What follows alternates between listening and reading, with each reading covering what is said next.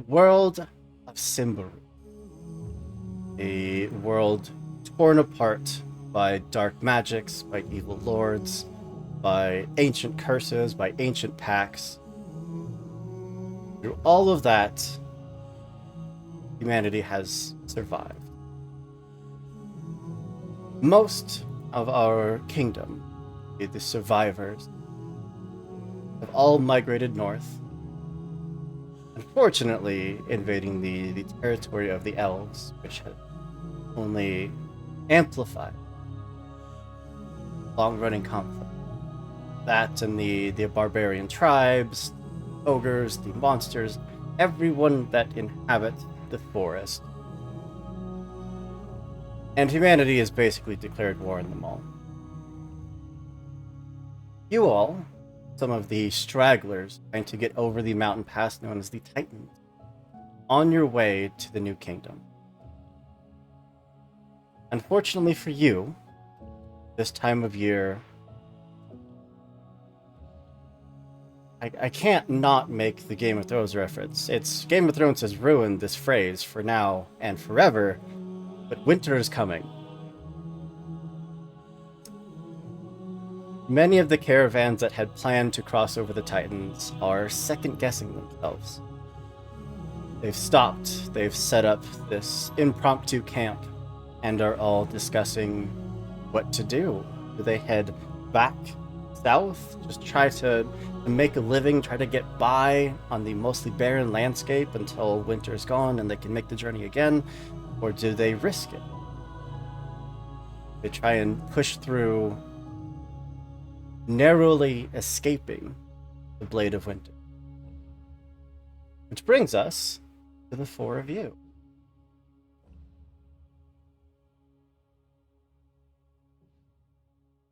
For whatever reason, each having your own, all ended up this massive caravan camp just south of the Titans.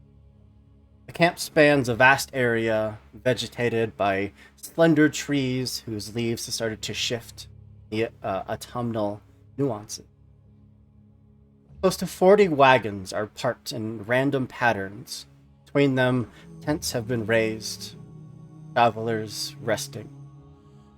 Most of the tents are tiny and weathered, but a few of them do look like small palaces made of cloth, evidently belonging to some nobles who have waited until the last moments to leave their estates. In a dozen places, fires are burning day and night, some of them surrounded by logs, others by more or less sloppily crafted benches. South of you, the ground still does have some vigor to it.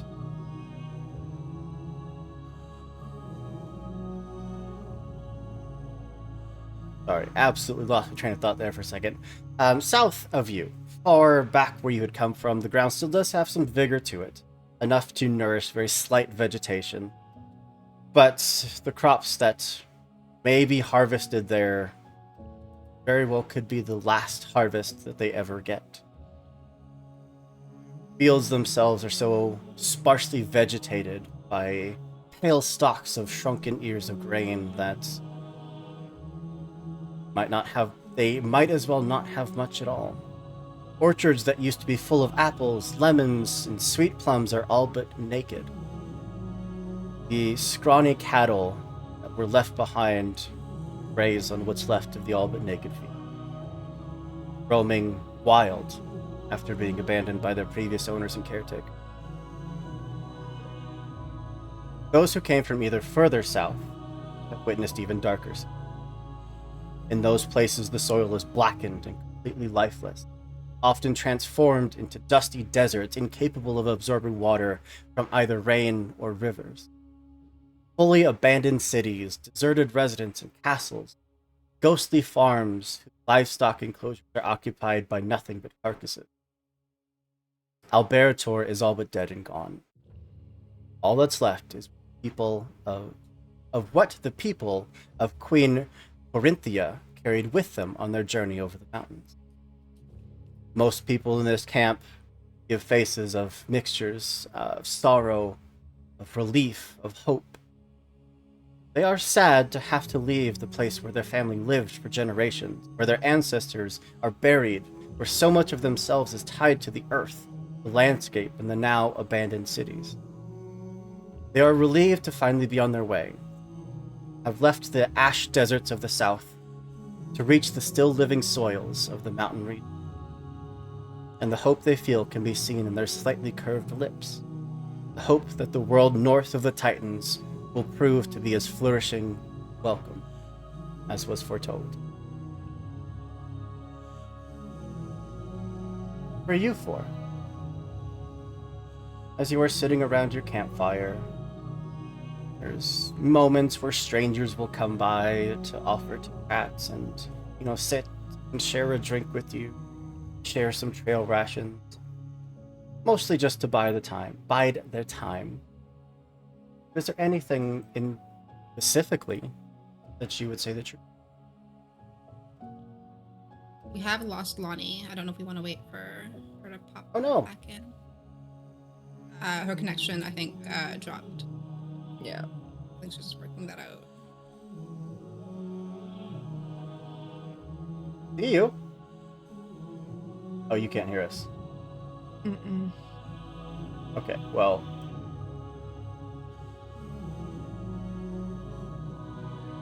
And chat.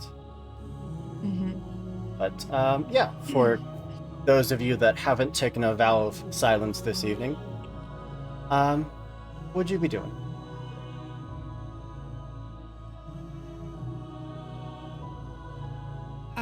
Bravna will probably be at the edge of camp near a wooded area, practicing with her sword in solitude, most likely. Just doing some simple skill practice to herself.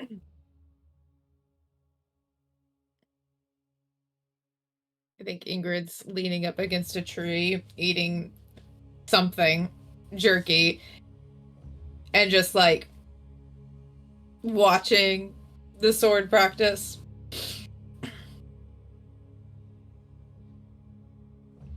And Baramo's probably just around the campfire, close to it, just eating, probably just eating some bread, just staring into the fire, brooding, not making eye contact with anybody.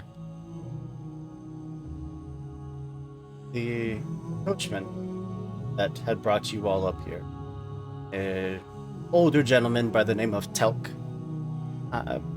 seems to always have a smile on his face. Very much the type of guy that will see that everyone is dealing with these very dark, very depressing situations and try to be uplifting, try to be that light of hope to spark it in those around him. Telling jokes, laughing, smiling, telling stories, sometimes singing very off-key.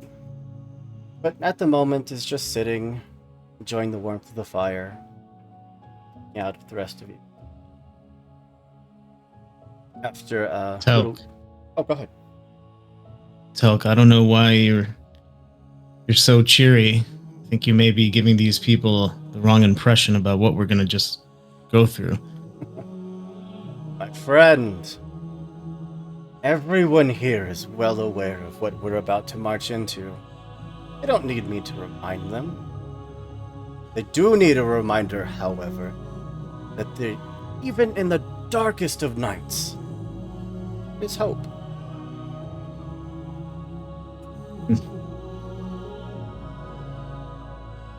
You just hear him grunt.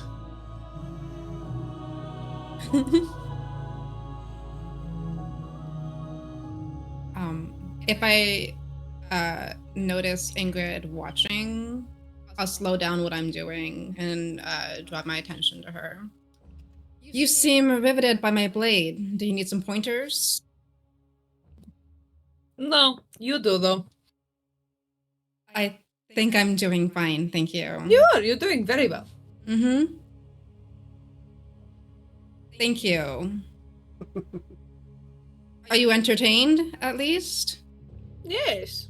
Can you not find entertainment elsewhere? No, I'm just trying to figure out who trained you. Is that important? Well, your training says you want to be Ambrian guards, which means you look like you were. It looks like you were trained by my people, that's all.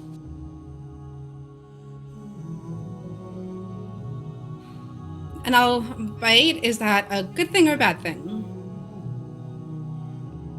Have you survived your fights? It would appear so. Good thing. Excellent. So now can you find your entertainment elsewhere, or do you have more advice to spell? Your grip is loose. Someone will knock that sword out of your hand. Perhaps, if you are so talented yourself, you would like to show me what you got? Alright. Ingrid will walk right up into Brevna's space, grab her wrist, and fix her grip on her sword. I won't resist necessarily, but very begrudgingly allow this to happen. You don't know who the fuck I am, and you just let me in your space, you're dead. You're hot, so, you know.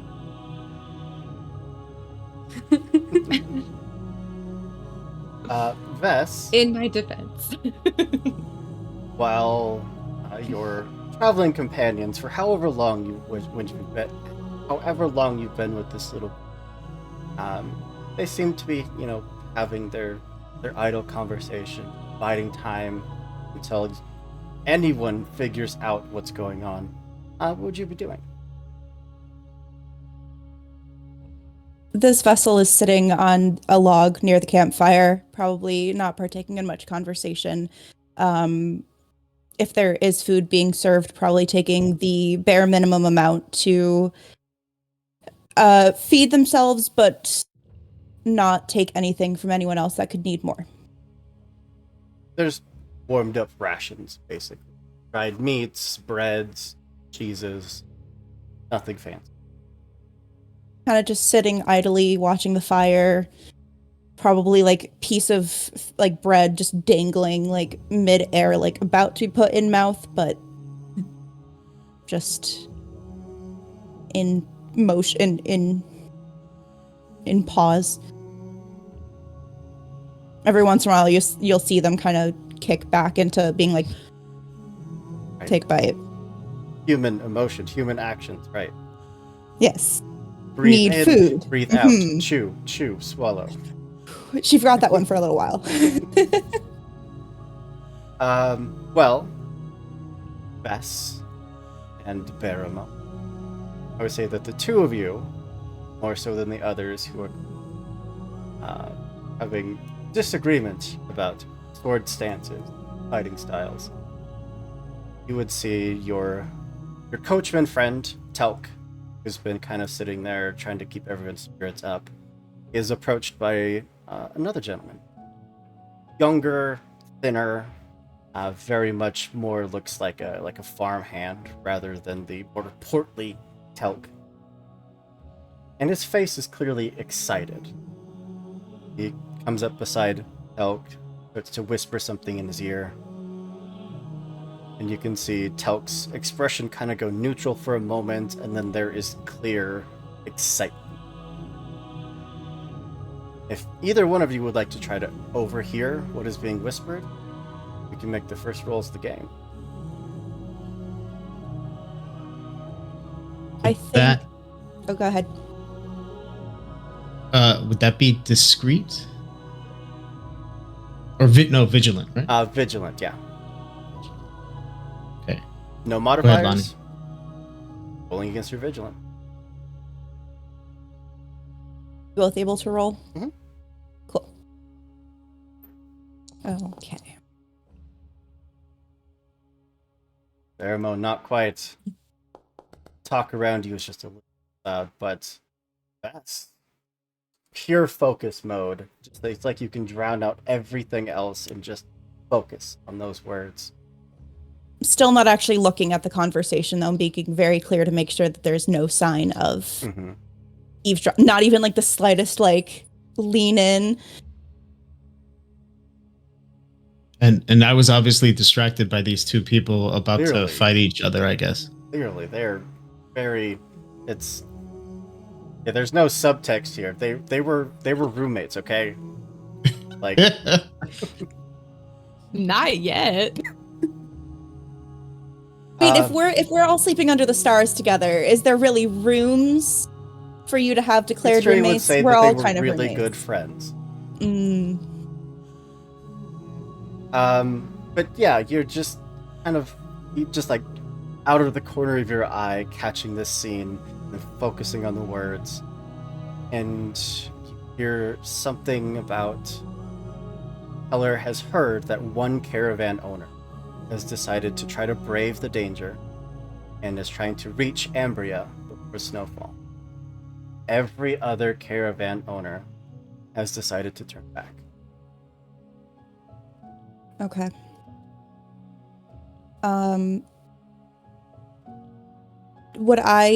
Was there any way to, like, we've been traveling with this group enough, would we know which caravan it is that they're speaking of? Like, would I be able to like, look in the general direction, or they all look... Like, there's something like 40 different wagons and tons of tents set up across the campsite. Okay. But you would see, again, you'd see Telk absolutely brighten up. Stand up, kind of brush off some crumbs. Yeah, if you'll all excuse me. And just like pats his belly a little, and then we'll turn and just start walking off, following behind his friend. I think at that point, again, still in a very like robotic, as discreet as possible way, we'll wait a few seconds. And then we'll also like take one last bite of food, kind of look like she's like brushing herself off, and stand up. Go in a similar direction. Baramo, I think you'd be the next one to notice, at least, that Telk stood up and left, and then Vess seems to be doing the same. Yeah, I'll head off to throw away the last piece of bread, and get up, and start following.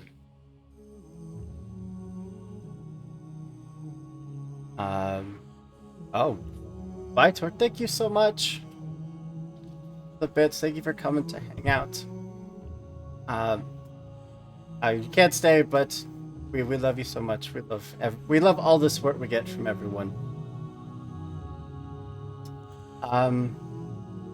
Two of you that are currently in your sparring match, as it were. Mm-hmm. I think maybe the first person getting up to leave might escape your notice. Another person getting up, and then another person getting up and suddenly realizing that there is no one left around this campfire would probably draw your attention. Okay. I immediately kind of recoil and sheath my sword. Good match. Well played. And start scurrying off in the direction of wherever like people are heading towards. Ingrid just follows. Who are headed north. Almost the other side of the campsite. And the first thing you'd notice is, one, there is a line of people posted up in front of one of the more extravagant tents. Two, Telk and his friend seem to have, for whatever privilege or for whatever reason, kind of been given access to cut the line a bit and are more towards the front. Everyone in that line is in a very hushed tone, very excitedly kind of murmuring to each other. You said Telk was able to bypass the line a bit? Yeah, for whatever reason, Telk and his friend seem to have cut past quite a few people. Think, Yeah. Oh, Go ahead. No, go ahead. Go ahead, Danielle. Go ahead. I'm just going to try to catch up to Telk and see if I can just casually kind of like appear behind him, and there's just seem like I'm following wherever it is that he's would going. absolutely hear a handful of people. Hey, whoa! No, I there's a am simply line. here. It I am starts simply here at to the speak with my back. friend. I understand the I'll concept of slide lying, up and I am- behind Brevna. We work for him. Shut up. She If said. one of you would like to roll a persuade, I would. A persuade with a +5 modifier. Okay. And Hoop, I would like to, with all this commotion, I'd like to sneak past everybody and try and get Telk's attention.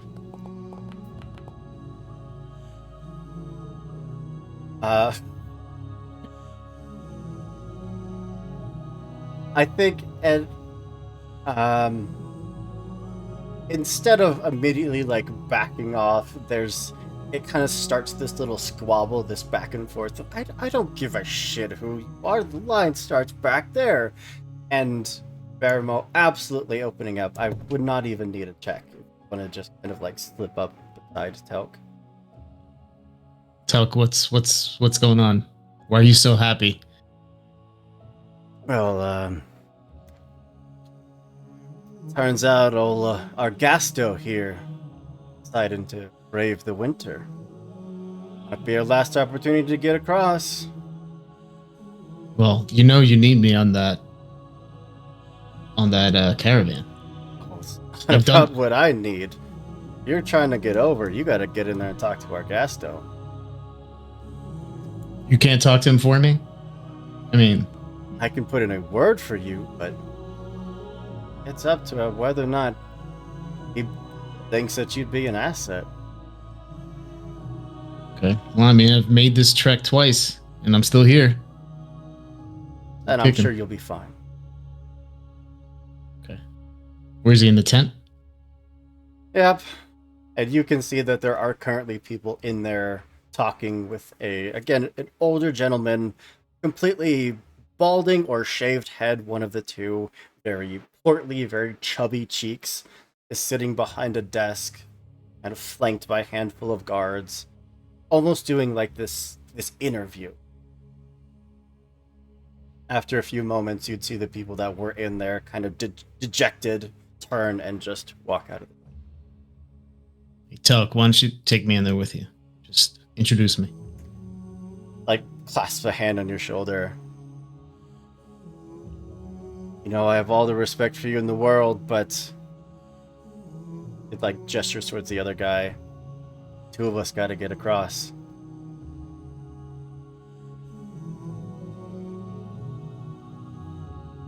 I guess I can talk to him myself then.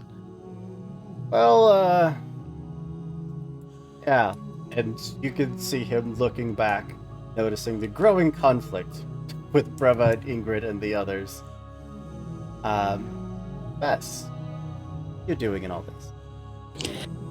I have a quick clarifying question Absolutely. on the terminology in a spell. Mhm.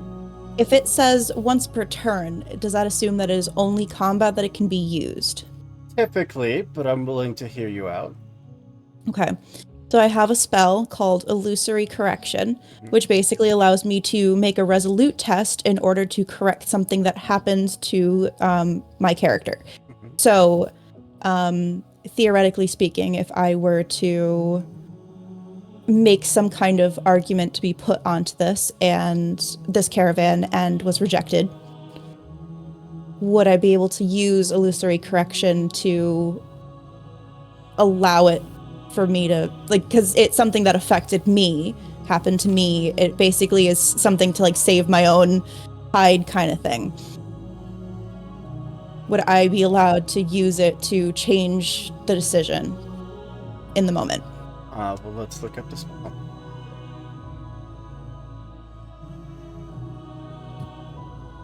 If you'd like, I can read it too. I do have it out. Yeah, absolutely. I just That works. there is a gap between the world and the perception of it. The mystic can use this gap to evade a potentially horrible fate or to make alterations to the flow and perception of reality. I took it at Adept, so it says once per turn, the mystic can use a resolute test in order to correct something that happened to him or her. This means that they can test, that any test that somehow affected the mystic can be re-rolled. So if I were to, like, theoretically try to talk to somebody into joining, or even just try to be discreet enough to pass beyond notice, and then someone notices me, You'd gain 1d4 corruption. But absolutely. temporary. Temporary correct? corruption, yes. Yeah, okay. Yeah, so I think what I would do is probably try to use my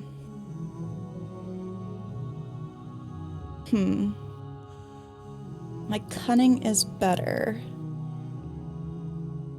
Would cunning be able to be something along the lines of me just convincing that I'm necessary? Persuasion. Or would that be persuade? Okay. Then I'm gonna try discreet, and see if I can just go beyond notice. You Hood were up. trying to kind of slip past, like, bear mode. Yeah. I wouldn't need a roll for you the same way that bear mode didn't need it with all the commotion that Ingrid and Brevna are starting. In fact, I think as, like, that last group has been kicked out, if Vess and Baramo, if the two of you wanted to, like, slip in and go next, probably do so without anyone really noticing that anything is off.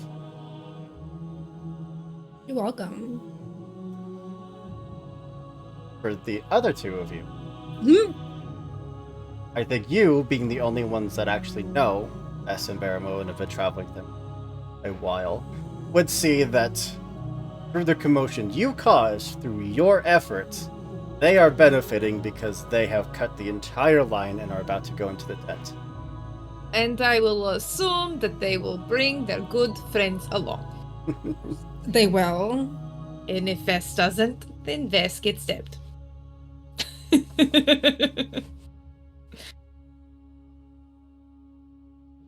We're supposed to protect Lonnie, but okay. Protecting Lonnie. By hurting her and getting her character out as quickly as cats. possible. Threatening. But yeah, if the two of you would break off this conversation to simply, like, run up and join your companions, I again think you would hear a slew of complaints from behind you, but all of it kind of dying off the moment that you actually step in unopposed.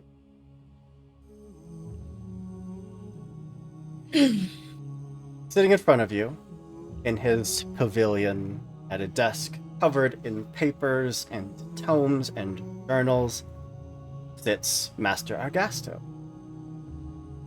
Portly figure who half looks up at the four of you, back down at the papers. Sorry, caravan's full. Maybe you'll find another one.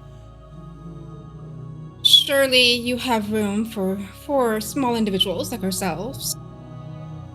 It is a perilous journey. You will need all the help that you can get, and us 4 can offer you much. Kanya, what can you offer me? I am a knight. I am trained in protection. There are many creatures and, dare I say, bandits, rogues, who I'm sure plague these roads from here to Endaros.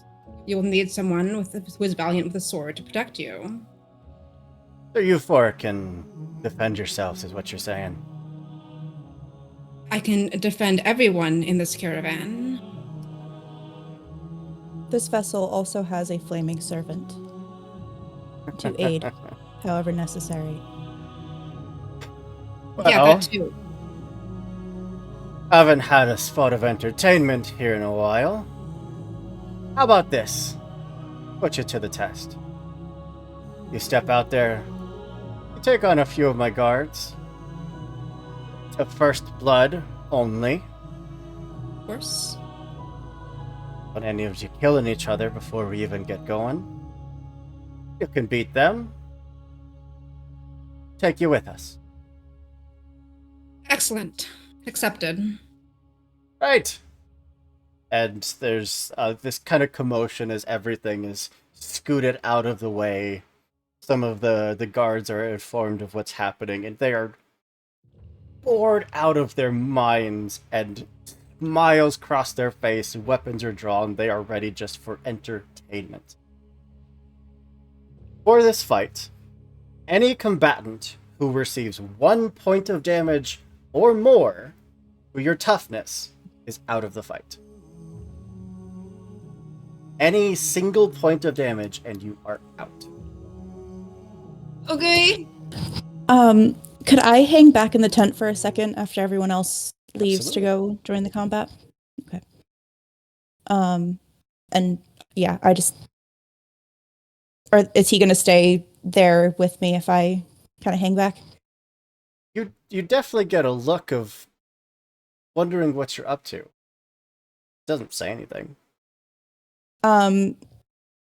Still basically standing very still, but will kind of like tilt their like top half slightly towards them, just to kind of indicate that they're trying to speak a little bit quieter.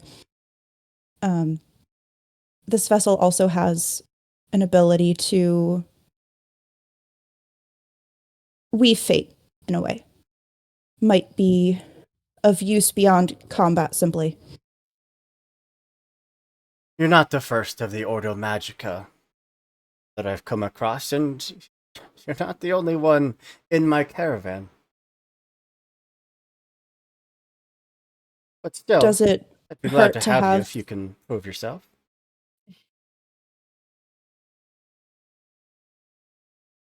Yes. And we'll just kind of turn on her heel and go out. You're summoning your flaming companion. Yeah. I have to go get the the metal armor really fast. While everyone else is preparing for a fight, I just dip off. But What does this look like as you summon it?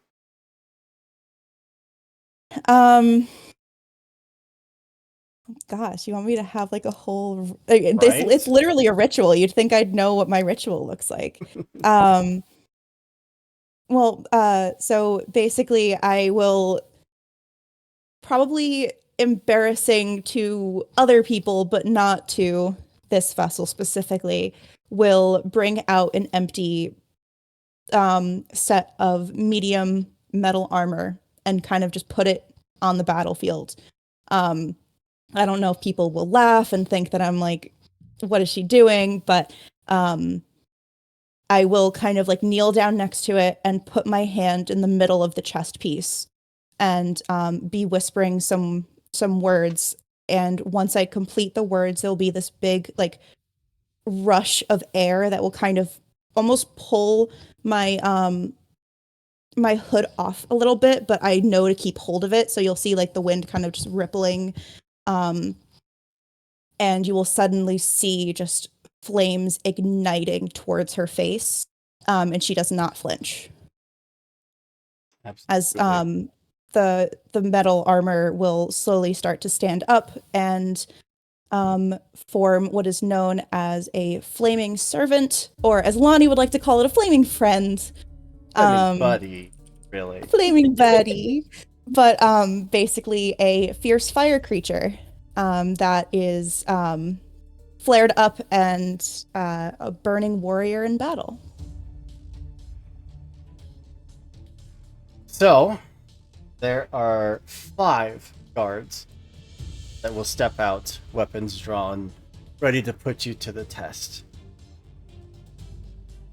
And we can dive into our very first. I think the cheat sheet does have all of Forgot about the the cheat combat sheet. actions. I think I can find what I do with the cheat sheet. What page is the cheat sheet on again? I posted it separately. Oh. Yeah.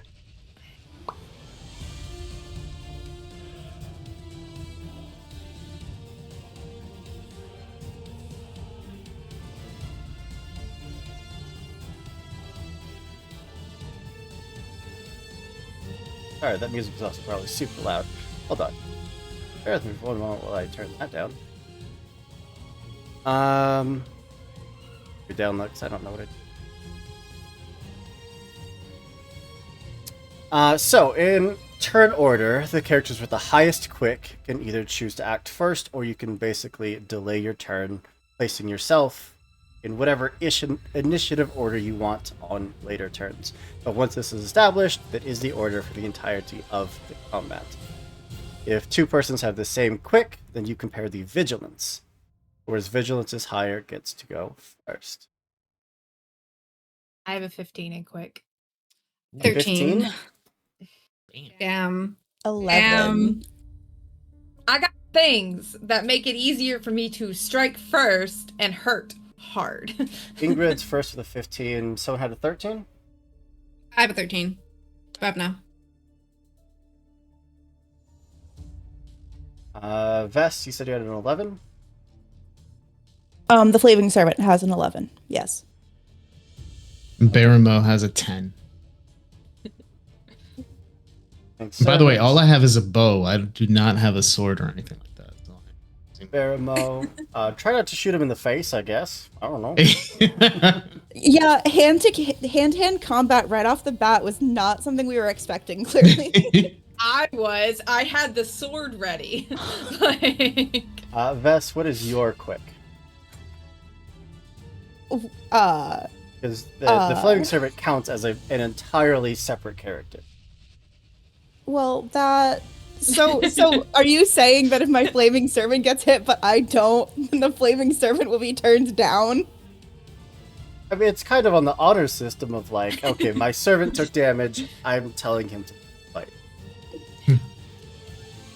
Not gonna happen, but okay. Quick of 9 for me. Our bottom.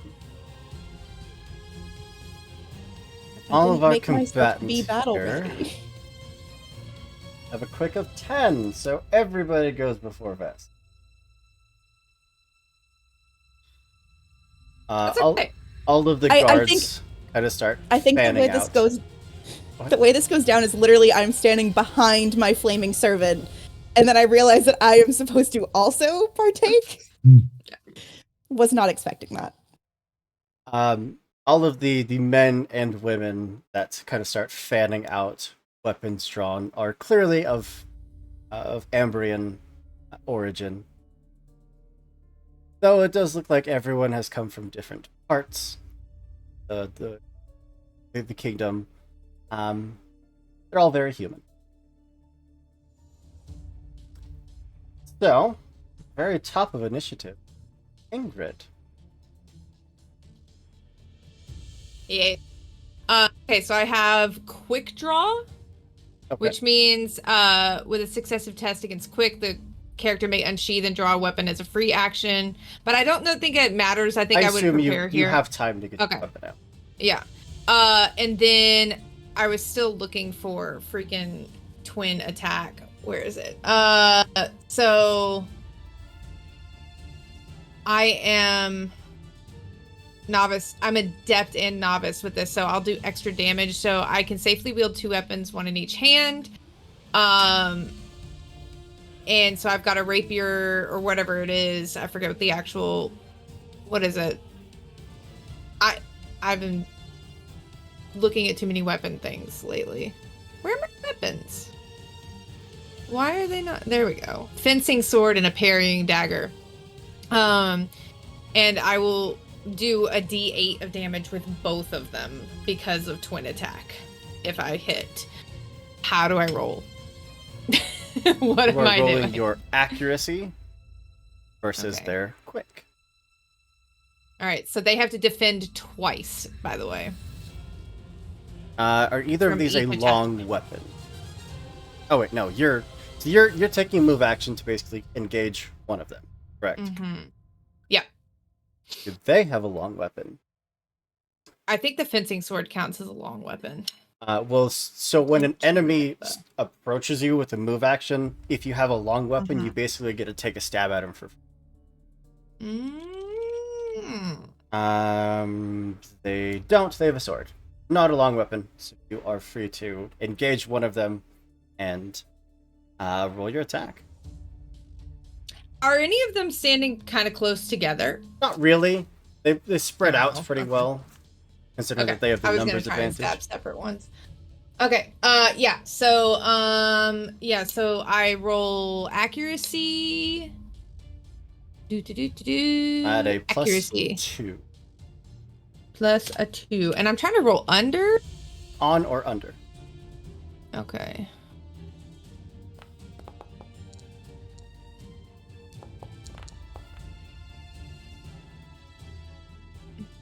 I hit it. I did 2 damage.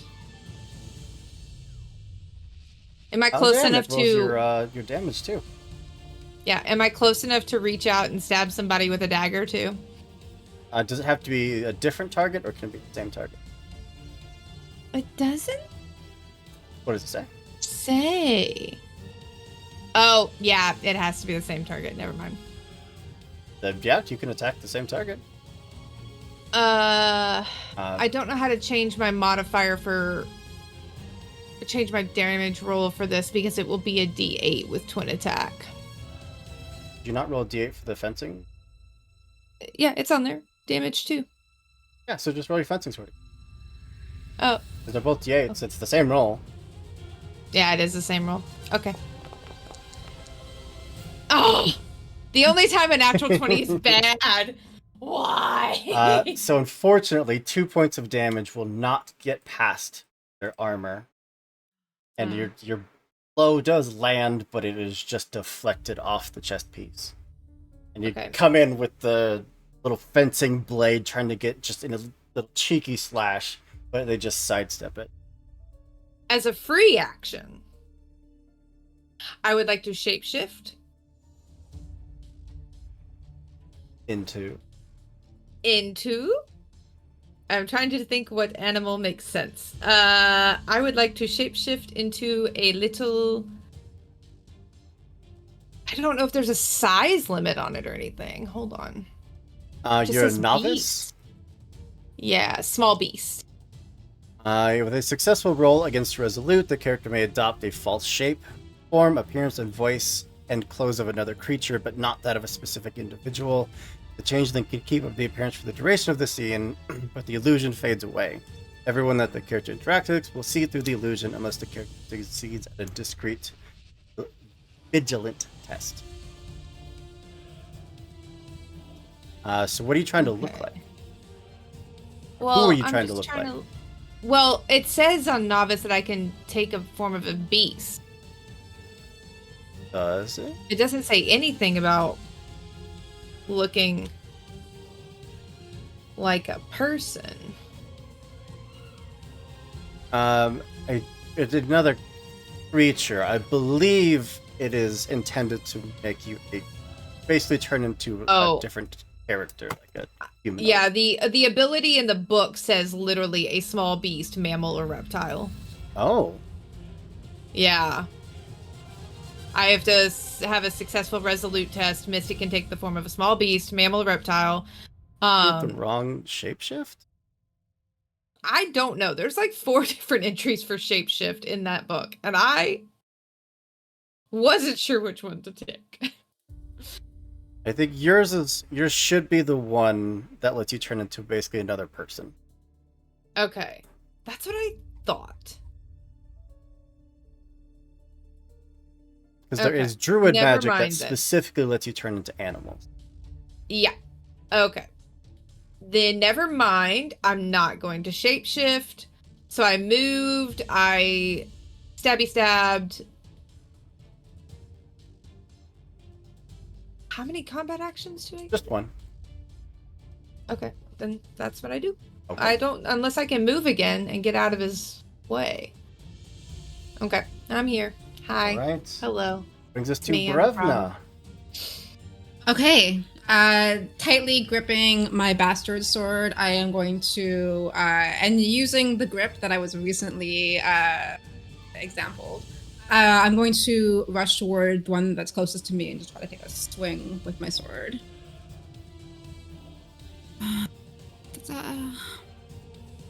Any modifiers or anything, or +2. straight attack +2?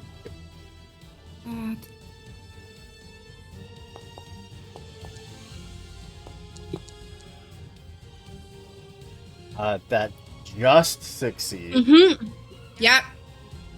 Let's say 7 points of That says damage. 7. Yeah, it does. That says 7. Did Brevna kill somebody? Absolutely. You just dart into their face, and that blade absolutely cuts through their armor, and they are thrown to the ground, clearly bleeding from the wound, and just hold up a hand. Probably as you are getting into a position to strike again, which you would in a real combat, but they just... Mhm. The sword is dropped, hands up. They've clearly surrendered. I believe that's all I can do. But you have taken one of them out. There are only 4 left. Sweet.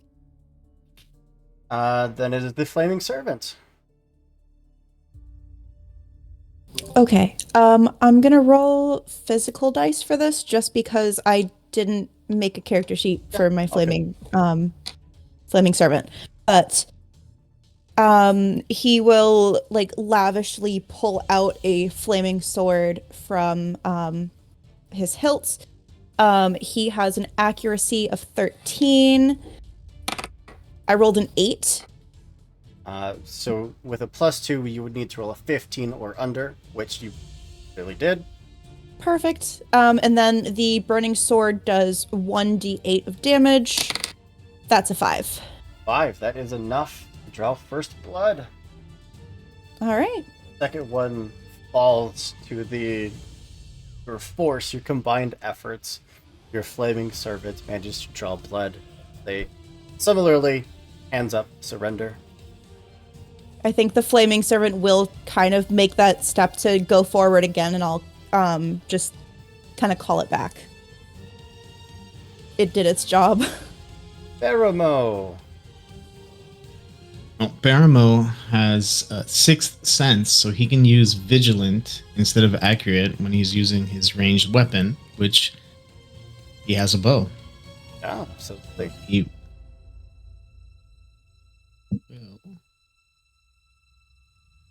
Okay, come on, guy. +2, you said? Yep, +2. They have heavier armor, which is protecting them from some damage, but it makes them easier to hit. And that is a success. Ooh, only 1 damage. Yeah, unfortunately, that arrow was just going to shatter and just splinter across. Dope. All right, that's it for me.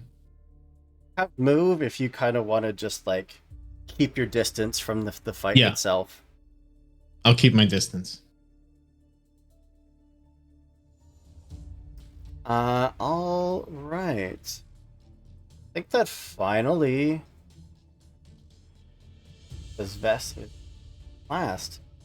There are 3 of them left. One of them is facing down Ingrid. One is going to charge up to Revna.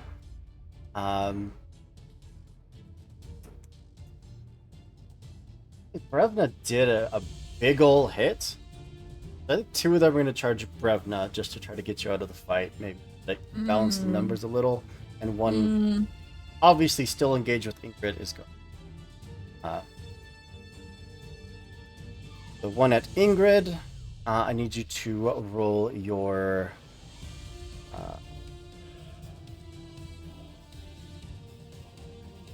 Defend using quick. Or is it the one? Is it protection? should we defend using quick? Yeah.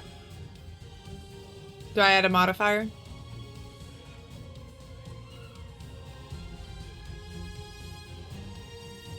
The enemy stat boxes are a little confusing. -3 your modifier.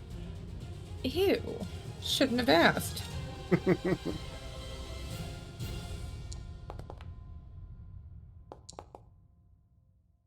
Ooh, gonna fail. I won. Did And you anybody only drop have... a +1 in chat? You only have protection of... You do have 2 hero points if you'd like to spend one to reroll it. I don't want to spend a hero point on this. You would have to A get the plus one. Yes. before you rolled. I was rolling back in chat to check. You can spend a hero point to reroll got it me. if you'd like. Turk got me. It was on cooldown. Yeah, you could spend a hero point, re-roll, and then use the +1, and then roll another attack or roll another defense. Rude. This is rude. I know. How dare I give you all of these tools to have advantages in these one shots? I'm such a monster. It's a two shot.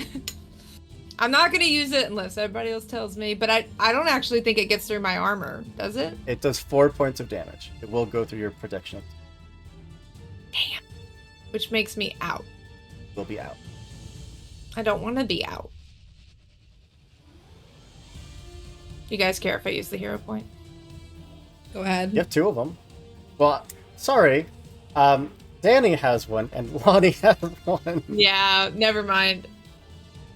Yeah, never mind. I'll donate my point. No, you won't. No, you won't. No, you won't. Question for you. Are you Do threatening you, the do sword? you think Ingrid has done anything to save this vessel at any point? Totally. Yes. Okay. I'm just not gonna take your hero point though. No, so the thing is that wording wise, I could also, so illusory correction just says that something that affected the mystic can be It would re-rolled. have to be a test made against you. Mm. But if one of my protectors, It is not a test that you rolled. It has to specifically be a test that It's a nice try. I tried, I'm sorry. It's a nice try. It's okay. I'm if, out. If I can throw some narrative flavor on it, I feel like you are locked up with this individual, and you see Breva come in and bull rush one of them to the ground, and it is just a momentary distraction, and then you feel the cut of the blade that does unfortunately draw blood. Sorry, I was so entertaining. Oh, I'll glance down, and I'll just pop the guy in the face as I walk off the field. It Did I clears draw blood? smile across his face, and then a what? Ow. And I'm aiming to break his nose, like. For as underhanded as a move that would be, you would hear like a good dozen people go, "Oh," and then kind of give you these applauses. And I Step off. just bow and walk. Brevna, Thank you're gonna you. need to make two defense rolls, but one of them is going to use their move action to flank, Okay. which means that you're going to need to make one defense roll at -2, or sorry, one defense roll at -3 and one at -5, because one of them is flanking you. This feels like a personal attack. The first one will be the -3 one, so I just add -3 to the modifier. The next one's at -5. Mm, A natural 20. stop! Why do What? I get nat 20s now? But your Mhm. armor did roll an 8 for protection, which is going to negate the damage. You're fine. Sweet. Yeah. And then roll one at Okay. -5, Okay. flanking you. And then a natural 20 to a natural 1. What does this look like as you not only stop the sword in front of you, but the sword behind you? I'm just using the momentum from the first swing to just keep going. So I'll like use momentum to return swing to defend myself from the first one, and just immediately turn and using that momentum flank the other one. Like you can feel like that first blade you didn't quite parry it enough, but you have to keep turning because you know another blow is coming, and you feel the blade like rake down the back of your armor, but it is not strong enough to draw blood. Well, that is all of them done. Yes. Are you doing anything, or are you just applauding your flaming servant? I guess the question is, does it actually seem like I have to partake, or does it count as No one's something that I attacked you summoned? yet. Yeah. I think she would stand there and kind of take the win of the flaming servant, because not really used to combat, doesn't see why something that she summoned and created could Absolutely. not be counted as her win. Well, top of round 2, Brevna somehow skating by. You're up first. Okay, I'm gonna charge the closest one again with my bastard sword. Modifier 2 again. So you could use the move action to move around enemy, which would Okay. basically get you out of that flanking. I will do so if I can. And then I can still make my attack, right? Yeah, so you get a move action and a combat action. Incredible. Oh, Duh. sorry, I misread that. What? If you do choose to do that, it will give them a free attack. So you might not want to. I'm just gonna stick where I am, Just and I'm good. just gonna Perfect. just stay in the eye of the storm here. Love it.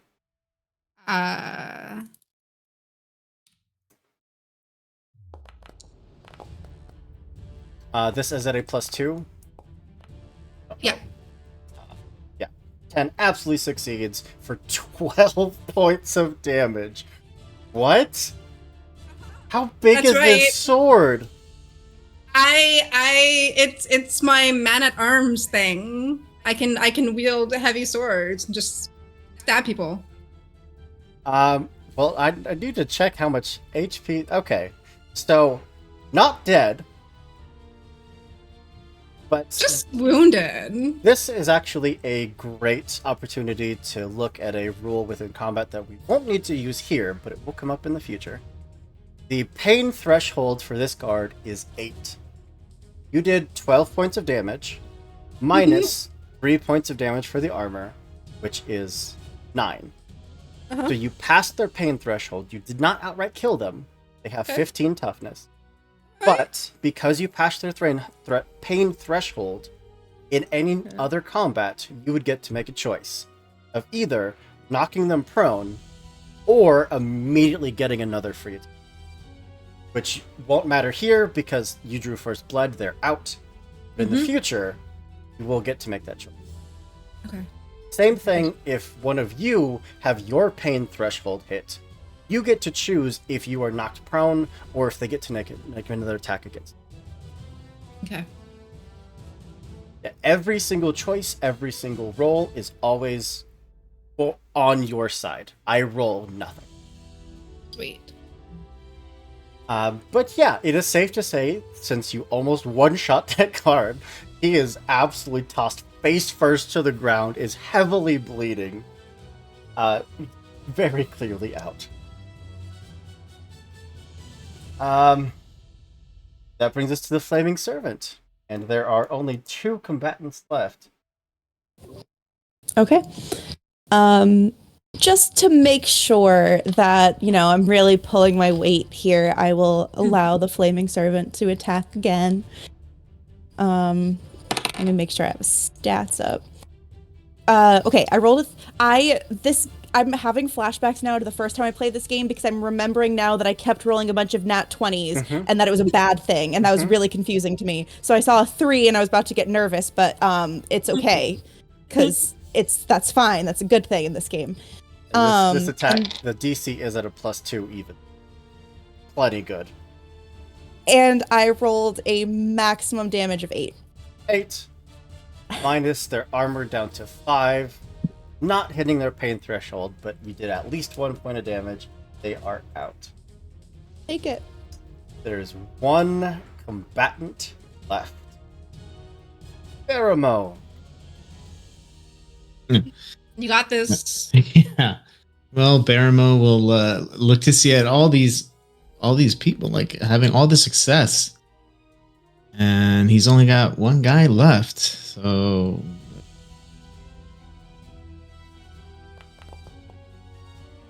Okay, and that is a success. And 8 damage this time instead of a Gets measly 1. past their armor. It, at least one point, the arrow jabs into the lower abdomen. Clearly not intended for a kill shot. Well, to specifically not kill each other, but it's enough that they're probably going to have to get some stitches. They're going to have to... They need medical attention, probably pretty quick. They cut our... The crowd that had gathered had started with, 4 or 5 onlookers and got up to a dozen, and there's probably a good 20-ish people around that are cheering, that are excited just to have some entertainment, as everything has been nothing but staring at barren landscape for days of traveling. And as the last guard, throws up their hands, drop their weapon to surrender, you are all met with a absolute encore of applause.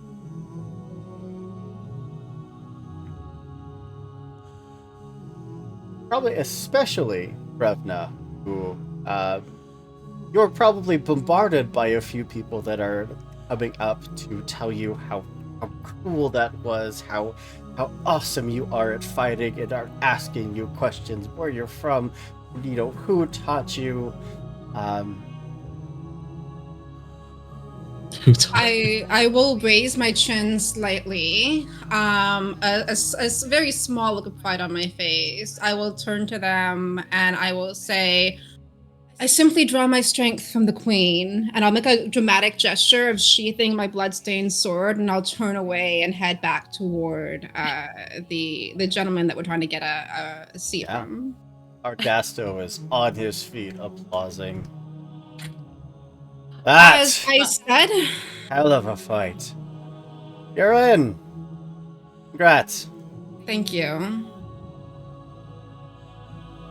And all would be brought into the little circle of wagons belonging to Argasto. You'd be given your space in one of the wagons to set your stuff, and you'd be brought into the regiment of, whether it's guarding, whether it's physical labor, whatever it is, were brought in, and pretty much immediately. I look over at Brevna and I hand her a rag and said, you probably want to clean the blood off of the... You know better than to leave blood on a blade. Yeah. She got excited. I think it was just an excellent effect. But now you have to clean up the scabbard too. I understand. The bastard will get clean soon enough, but I do believe we have work to do. To begin?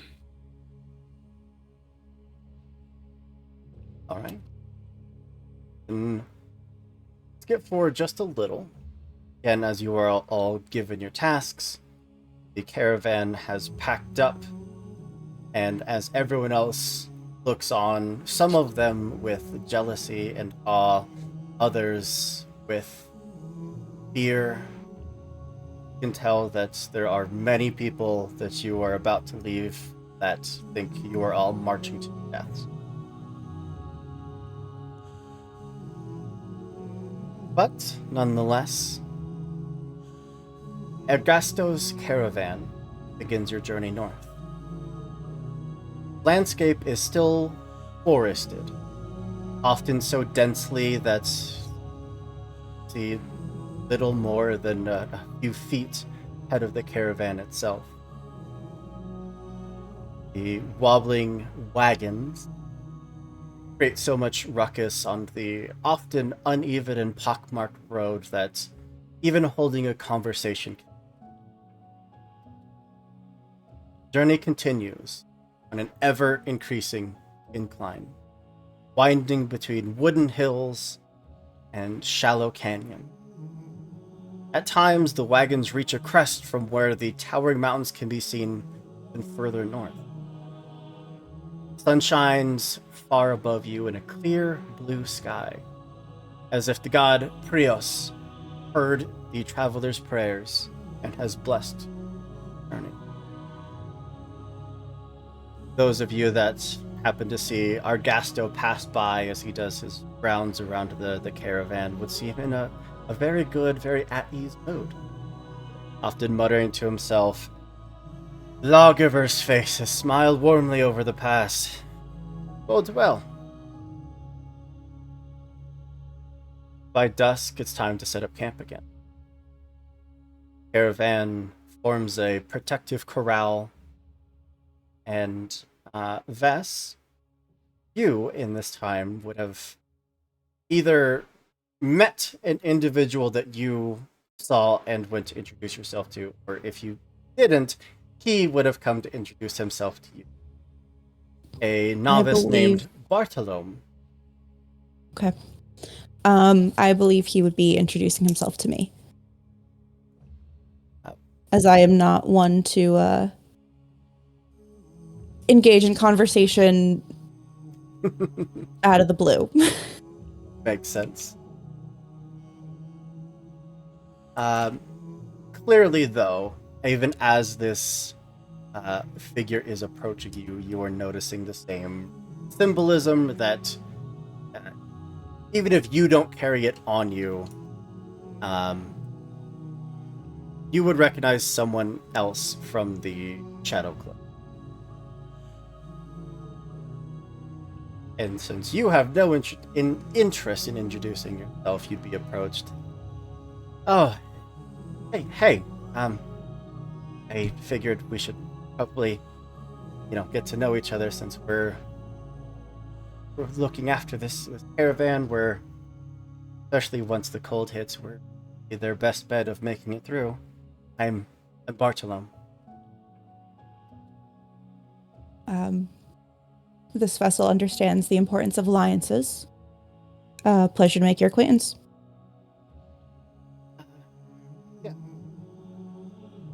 Yeah.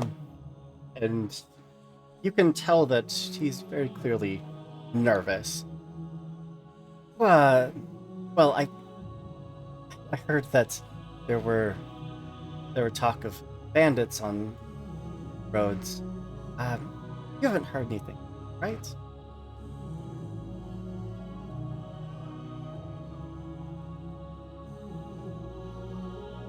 This vessel cannot assure that there will not be any bandits along the way, but there are plenty of protectors, as you might have seen from the combat that was unnecessarily taken place before we partook in the journey.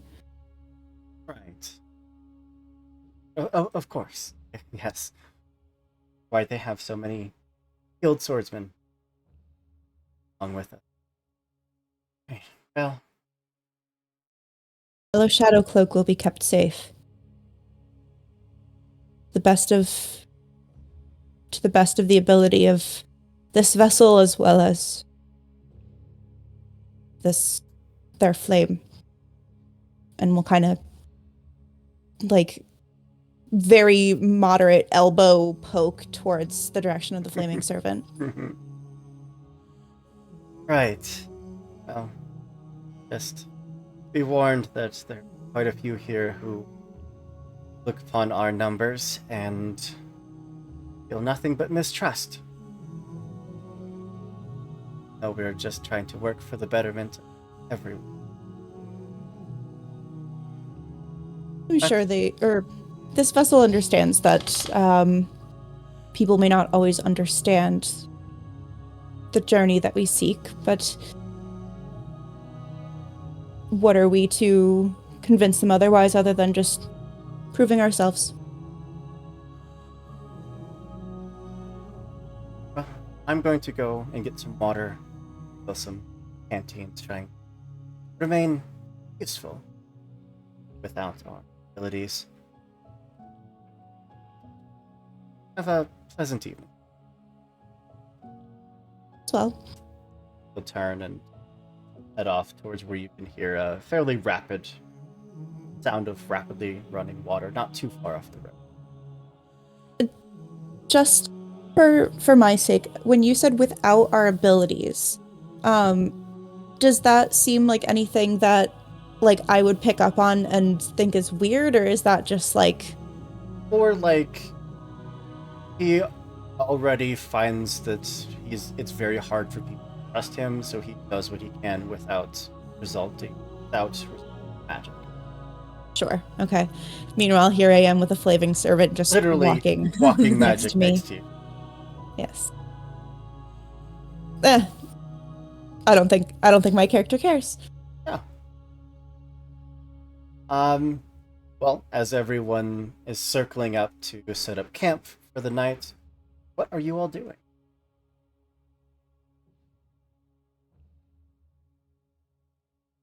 I am simply assisting wherever needs assistance, whether or not it's keeping watch, collecting firewood, setting up tents, setting up sleeping rolls, making fires. I am trying to make myself as useful as possible to the caravan.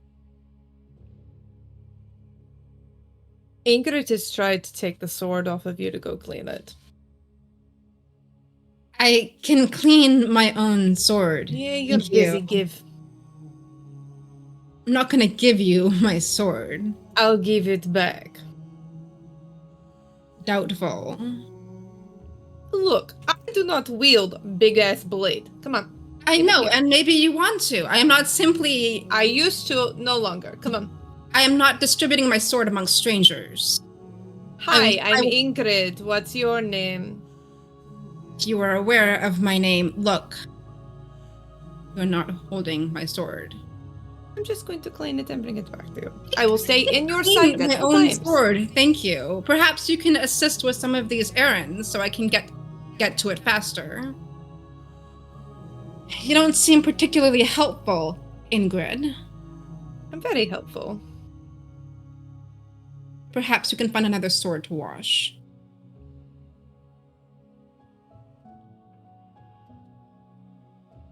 And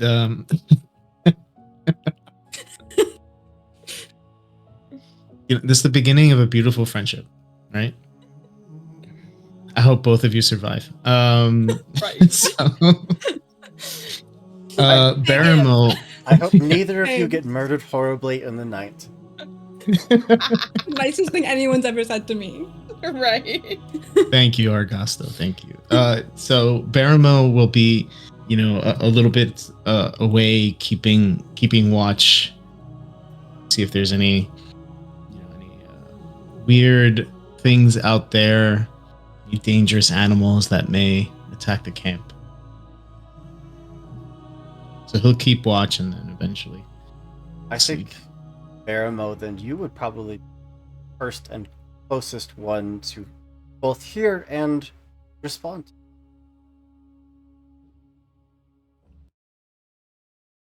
As the relative silence and ease of dozens of people setting up tents, getting out, cooking pots, starting fires. All of that noise kind of just drowns out and more focused on the externally happening outside of all of this noise that you expect.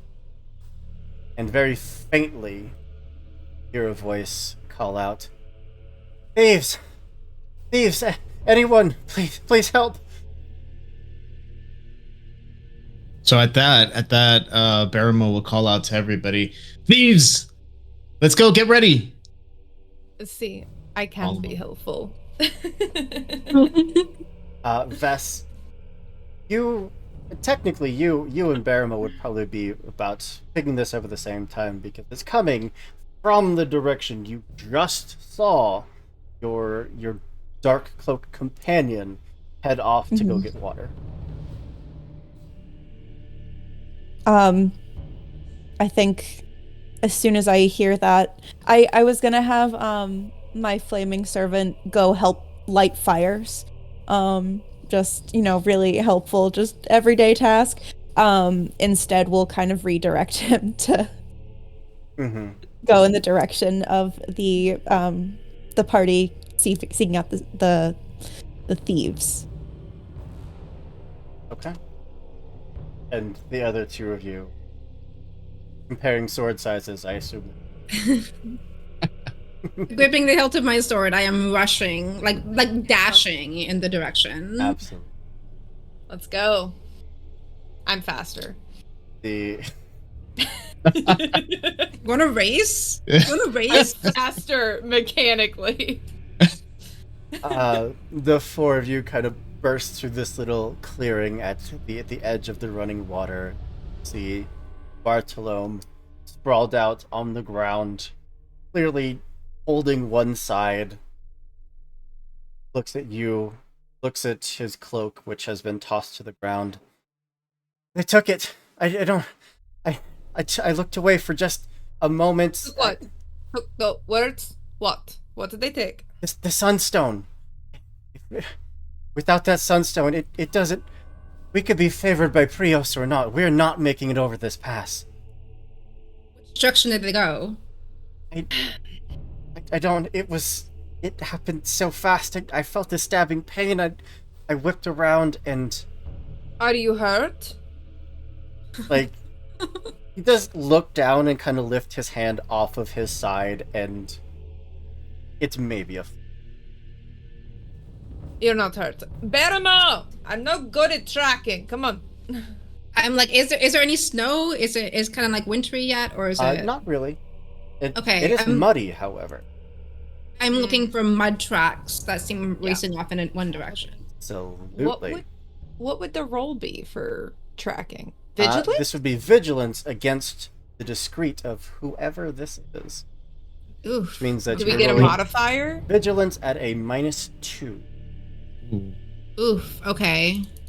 Let's try Uh, it. Why not? Everyone that wants I could get can it. roll this check once. Nope. A failure from Brevna. Success from Baramo. There we go. And a failure from Vess. Everyone failing but Baramo. They all start kind of spreading out, looking for any footprints or anything. Yes. Could my flaming servant also? He has a vigilance score, and I rolled a 3 for him. Yeah. Oh, wow. Does Absolutely. he have eyes? He can He can sense sense. the He area. probably has a helm that looks like there's. He has a vigilance stat. He has to- Yes, he counts for all intents and purposes as another playable character. Then I will basically be sticking by him just to be able to watch him. So if he goes somewhere, I go somewhere. Okay. Mm-hmm. Then Baramo, I feel like it's safe to say that you, trailed immediately behind by this flaming companion, take off following these steps. I'm after him. And I tell everybody, and then like we're slowly doing it. We're not running at full speed. Like we're not trying to make that much noise. So Quickly but quietly. yeah. Does the flaming serpent say anything, or it's just like a smoldering heap of Sound of crackling flames. nice? And maybe, well, actually, I think when he's not in combat mode, I think he is like a smoldering and steaming bodyguard, and then flares up in combat. So right now, I don't think he's actually a flaming beacon, but he will be. Is he just At like least a right now, steam we're cloud? just discreet. Steam cloud. I Is he mean, a steam cloud A following you steam around? cloud, but still with a metal suit of armor on. Yeah. Still has a bodily form. I picture Just- like the armor, but it's like it's filled with just like barely smoldering coals. So, and luckily not like super bright right now and alerting somebody that they're being followed by literal flames until it's too late. It is dark, or getting dark, so even a little bit of light is fairly easy. But it also does help Baramo in the fact that you are following these tracks not in complete darkness. So it's kind of a double-edged sword.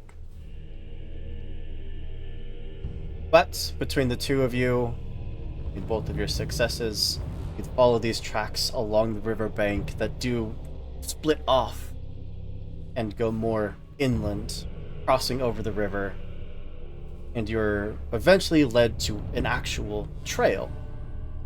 Was clearly covered. Someone tried to hide this trail.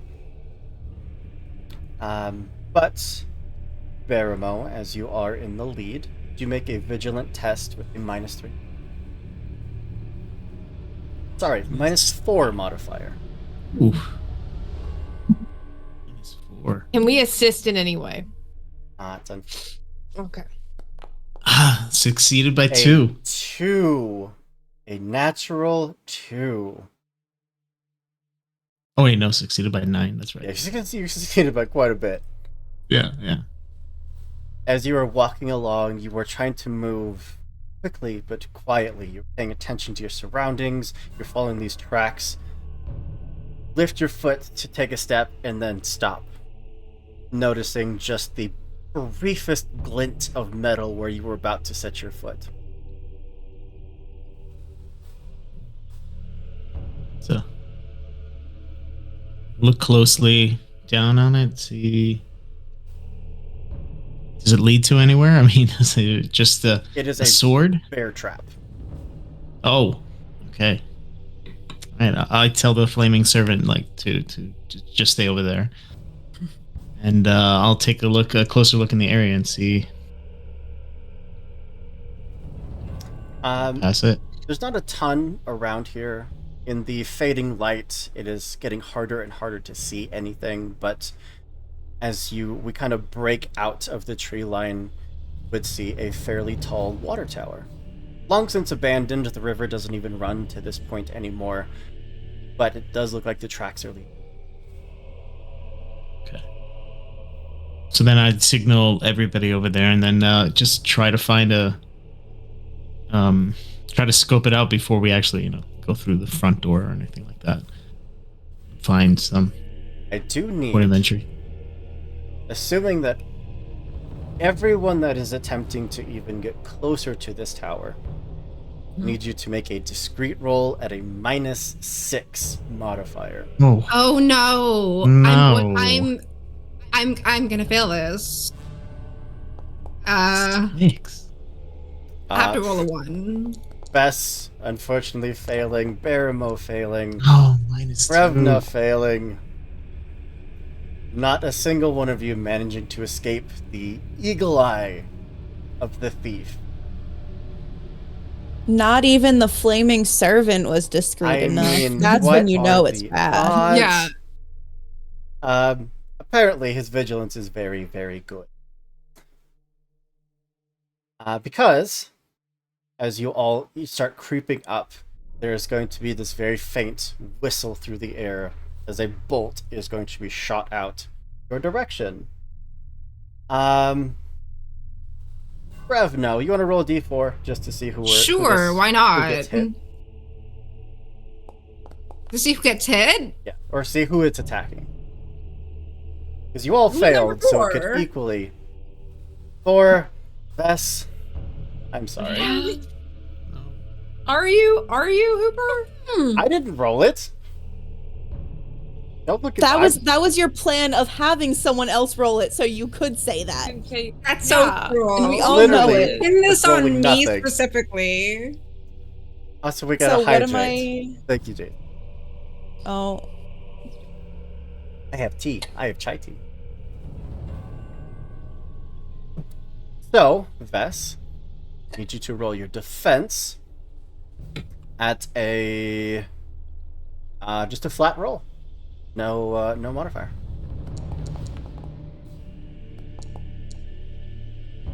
Going to fail, but with 3 But- protection. but Cast your spell. if I roll my resolute and I succeed, which I do, Change your because fate.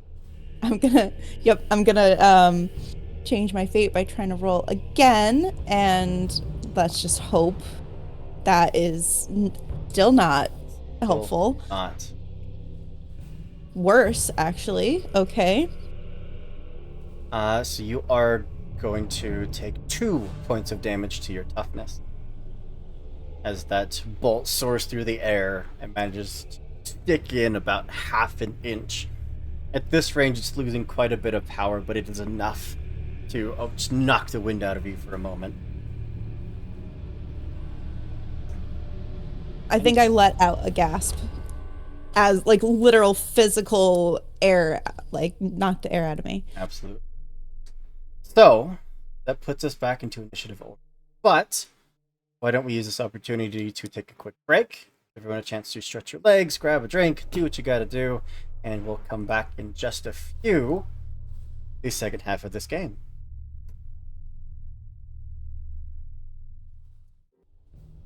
And welcome back. Don't know why Twitch decided to stream glitch out for a second, but looks all good now. Where we left off,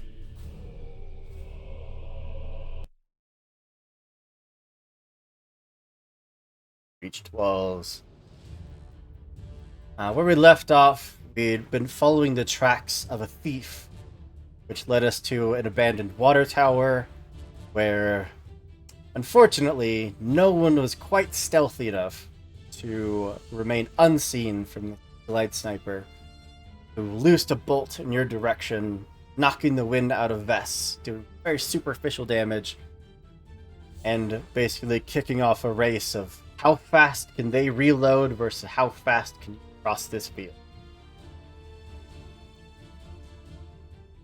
So,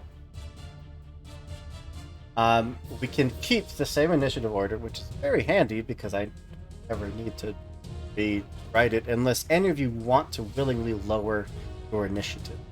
So mine goes up to 15 then. Oh, what do we have to check after that if it's Vigilance. if it's 15? I have a 10. I have a 10 in vigilance as well.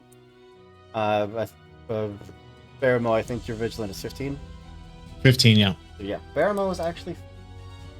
Baramo goes first now. I am just running as fast as I can. Not in a straight line, not like Rickon Stark, you know, dodging a little bit. Ooh. Zigzag. Yeah. You are going to go first, but this figure is going to go second. Oh, even before me? Yeah, because it's. Oh no, because you both have a 15, so you both get to go. Yeah. Because he ties Okay. you, but you get to go first. Okay, cool. So, yeah, Baramo, you hear this bolt streak through the air, impact the precious and lovely Vess.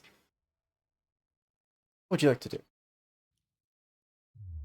I just want to run. I want to run towards the tower as fast as possible.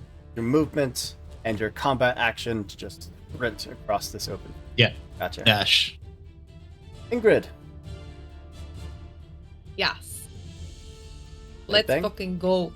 Run. Movement, dash, getting basically to the base of the tower. You see a door frame where there was a door a long time ago, has long since rotted away. Mhm. And we're down to the sniper, who is going to shoot whoever's closest. In Baramo and Ingrid. Would you both roll a d20 and just let me know who rolls higher? Because high rolls are bad.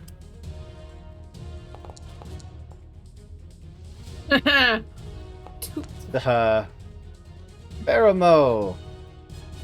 You hear the drawstring being cocked back, a bolt loaded, and you see a figure lean over the tower, pull the trigger, and is going to fire down at you.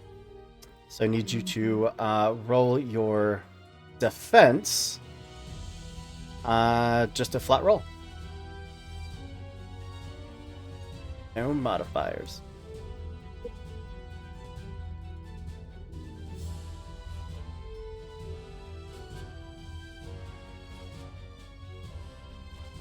You should be pretty good at. Since Oh, we're- what? Sorry. you know- Oh no, I was talking to myself. Is my defense vigilant or is it Yeah, quick? because of Sixth Sense, your defense, you can use your vigilance when you calculate. Okay. And no modifier? No modifier. Flat. I say a 4. Very much a Six. success. Yeah, the bolt Completely dodge out of the way. zips down at you, but no impact. Brevna. Me. I am running and dashing. Yeah. Flaming Servant. Also running. You're saying the Flaming Servant would leave you behind? I mean, I'm right after the flaming servant. But it doesn't know. It saw you take a bolt. I mean, it doesn't have any healing abilities, so if No, it anything, it's doesn't. just gonna protect me and maybe like body block, I guess. But You are literally going right after it. It would probably just like stand in front of you and just like match you step for step as the two march towards. it's kind of imagine myself following him, but I'm glad that he's also like trying to. Well, if you die, he dies. So It's in his best interest. yeah. Okay. All right. That brings us to the top of round 2. Round 1 went by very, very quick. Which Baramo first?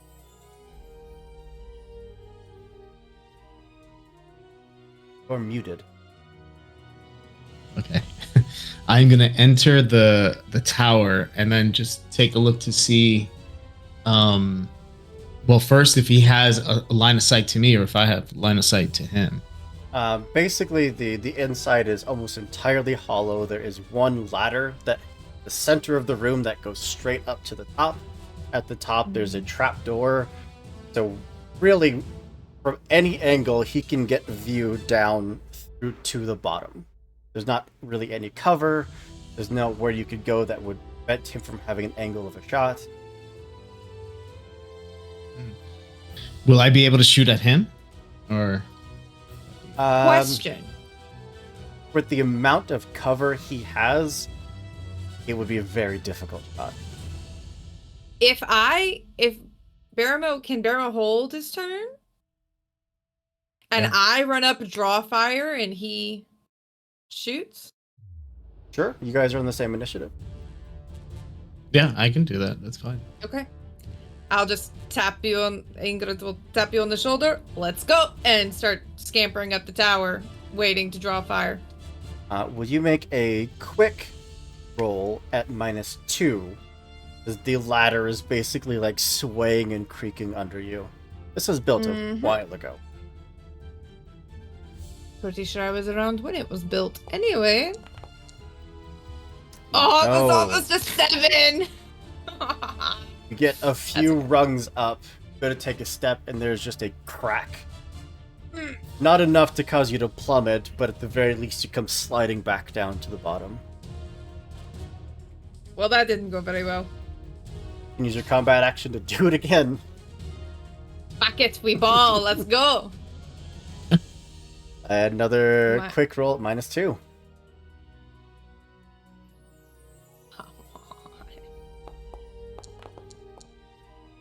There you go. I did it! You did I did the thing. You gotta leap past that first, broken rung, climb your way up to the top, and you are staring face to face with that figure that came and talked to Telk, the one that told him about this caravan. Hey, Telk. The Telk's friend. Telk was the big portly, caravan Okay. guy that got you Right. here. I don't think you ever got this guy's Okay. name. No. No, you didn't. didn't. Hi! Who are you? Just let me go. You don't understand. Give me a really good reason. I want the rock. Give. Make a persuasion roll at +5. Oh, that's good because my persuade is a 5. That doubles your odds of success. Yeah. As a natural 1. One of the few D20 games where natural 1 is the best thing you can.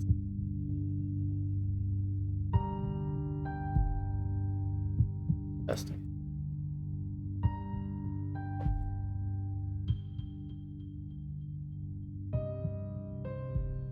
This music has like traumatized me from Yeah, Dustgrave. Like I can't. I was like, I was just thinking that. I'm like, somebody's dead and dying and being resurrected suspiciously.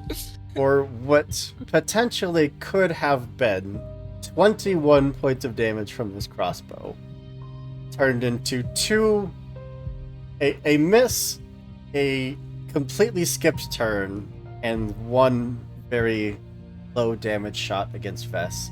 But that crossbow would just be tossed to the ground.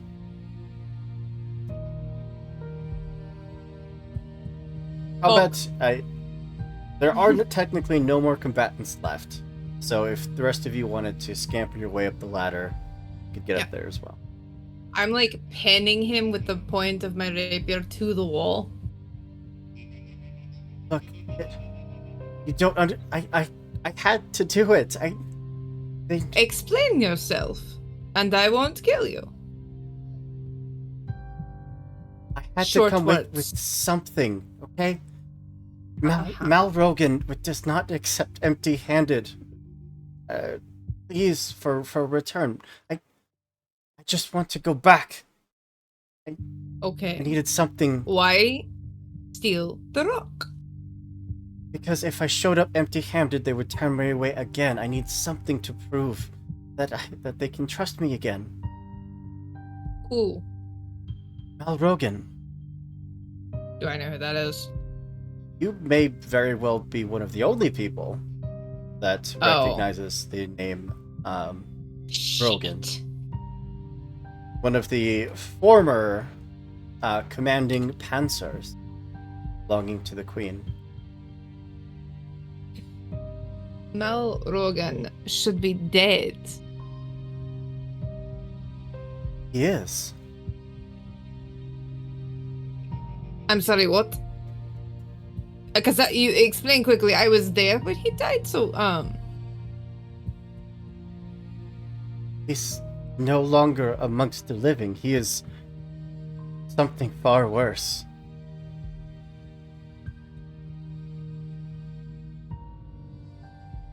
I don't want to be here once him and the reinforcements arrive.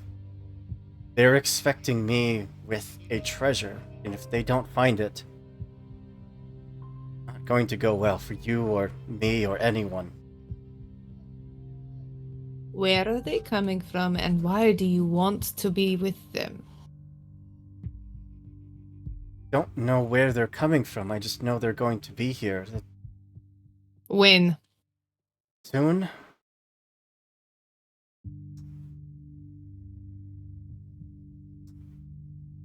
How soon?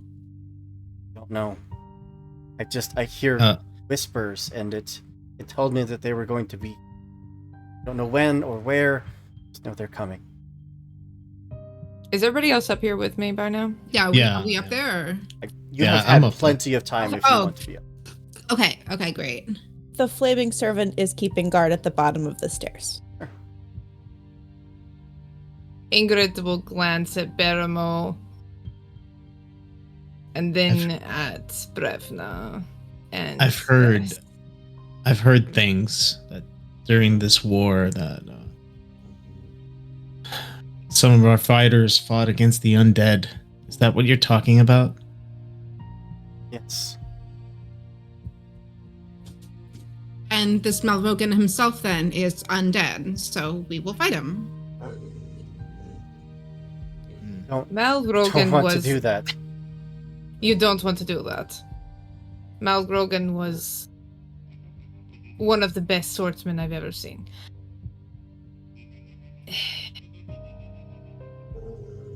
Oh, shut up.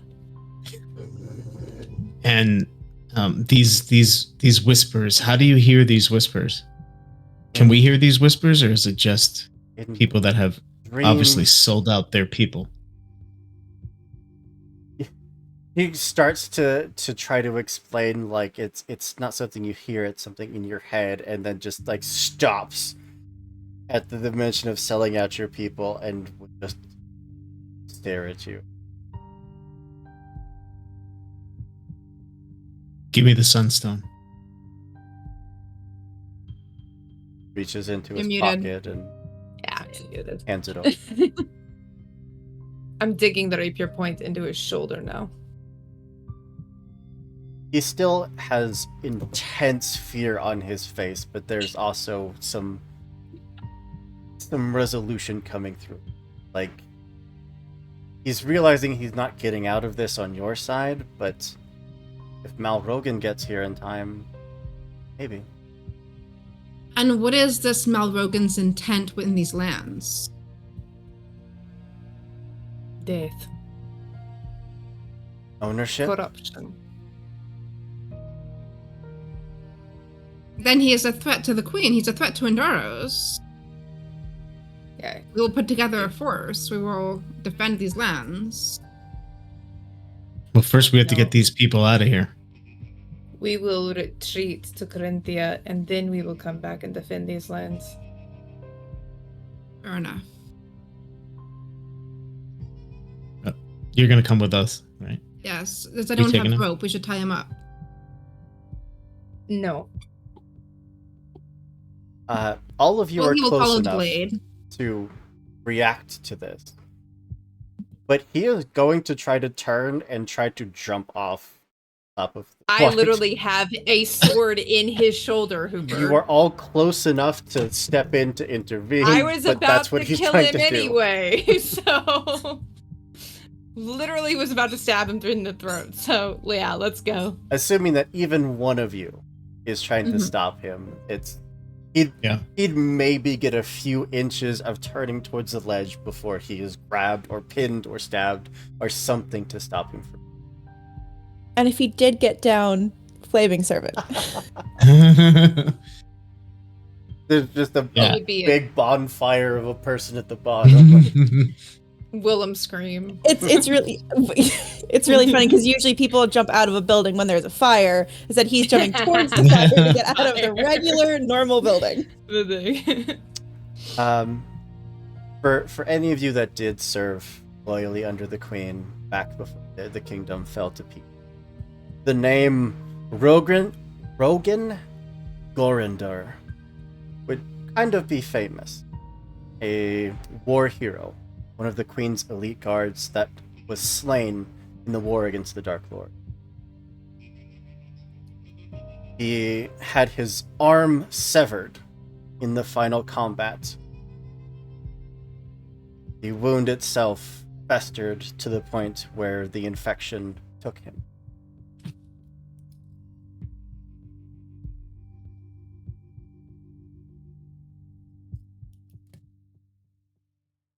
But you have your prisoner. No, we What would don't. like to do?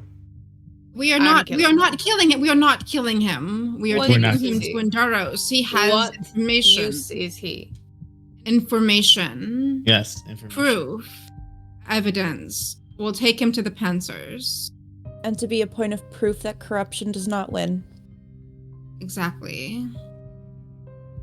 Fine. Take his hands. He doesn't need them. We need to tie something up. He'll just break his thumbs and get out. We will keep a watch. Let's just bring him by the sword back to the caravan.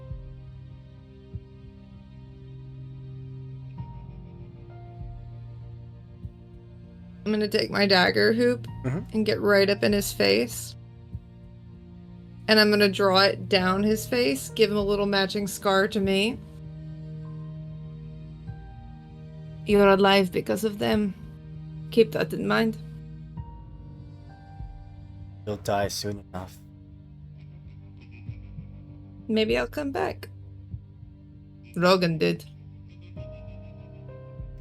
I want you all as players to know that in his tactics, it says that the moment it looks like he might get hurt, he immediately surrenders.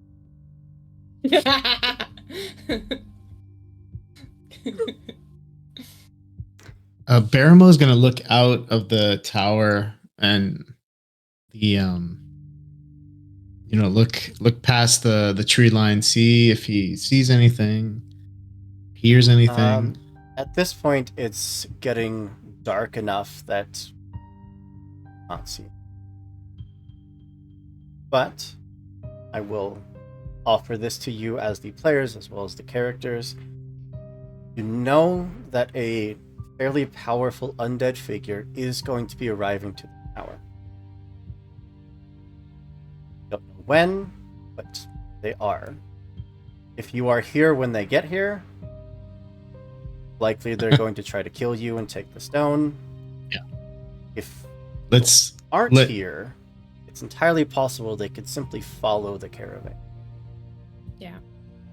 Do any group members know of a trap to set? He set one. To I say we dangle him out the window. I am not. Traps are not my forte. I say we take this back to the caravan and we make haste for Indaris. And I'm gonna say, target. I'm gonna ask him, what's so special about this sunstone? Is it why does he need it? You not know what it does. No. What does it do? It is the embodiment of the sun, and its life, and its power, its warmth. That is too much of power for one person to contain. What does he need with it? Going to destroy it. I don't dare to ask. Okay. Let's get out of here and go back, and then Vess, you can ask the acolyte, Bart, what's his name? Bartolo? Bartolome. Bartolome. And ask him about this sunstone. I But we actually can't stay here. think, Bess, in your studies, you probably would have heard of an object like this. Especially since you yourself dabble in the arts of commanding spirits of fire. Inside this stone is much like what's inside your armor, just much more powerful. Even holding it warms your entire body. Even in the coldest of nights, even in the middle of a snowstorm, holding it will keep you. If you successfully bond with it and awaken the spirit inside, it does some incredible things at the cost of the vitality of whoever decided to wake it up.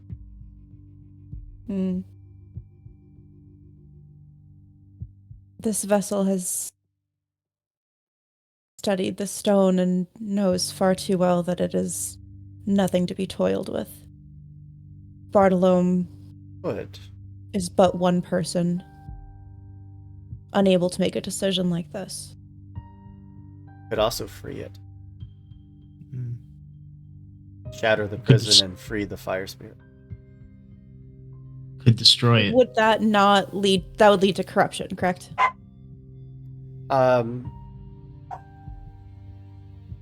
You would have to bond with it first, yes, but then you could destroy the artifact once you're bonded with it and free the spirit. I don't think I would share that with the group. I think that would be something where I think my character is very set on that being too much power for one person and leads to corruption to even consider trying to bond with it, and better off not to be probably put somewhere and studied rather than given to its proper use. At the bare minimum, mechanically, you'd be looking at 1 permanent corruption and then 1d6 plus 1d4 temporary corruption. A lot. And how many corruption can I take? My Uh, threshold is 8, and I become an abomination at 15. I could do it, but again, my character's not. Maybe if we get in dire straits, you can free this fire spirit, and maybe it'll help you. I mean, the funny thing is, before I understood how it worked, I was like, can I just combine this with my already existing flame servant if it's a similar mechanism? You could But certainly try. There's I- no downside. I think if anything, this is something that she would consider bringing to the Shadow Cloaks. And Well, I mean, maybe, uh, getting in their good favor and whatnot. it does technically belong to Bartolome, who is part of the same faction, who is likely going to return it to their possession once the trip is Okay. over. But, so our answer is that we are going to return to camp and basically let everyone know just to keep an eye out, trying to keep generally everyone. Yes. Yeah, and I would be telling the group I think we need to destroy it. And you see, not knowing what Vest knows, I would say if this thing, if Rogan is coming for this, doesn't it make sense for us to If destroy this it? thing is powerful, we take it to Temple Wall to the First Father. It is also, if it does snow, this object is your best bet of surviving the.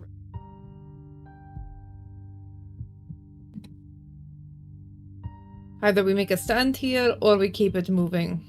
We keep it moving. We keep moving. We won't move fast with the caravan.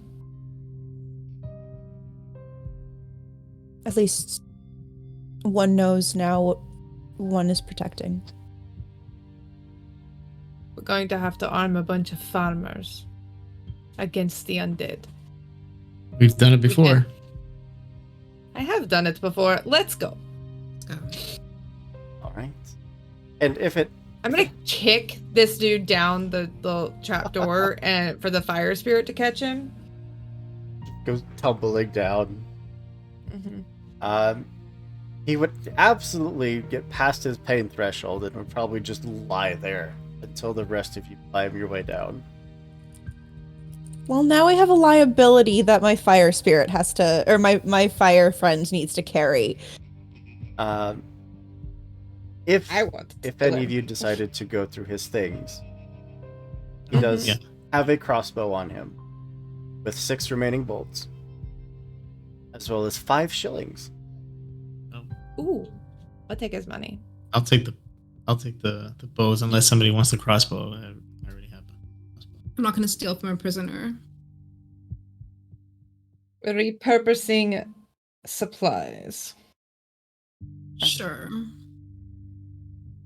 And another hilarious part in this book says, if the game master is feeling particularly mean, or if the players No. choose to wait for Keller's companions, that's when Mal Rogan will appear.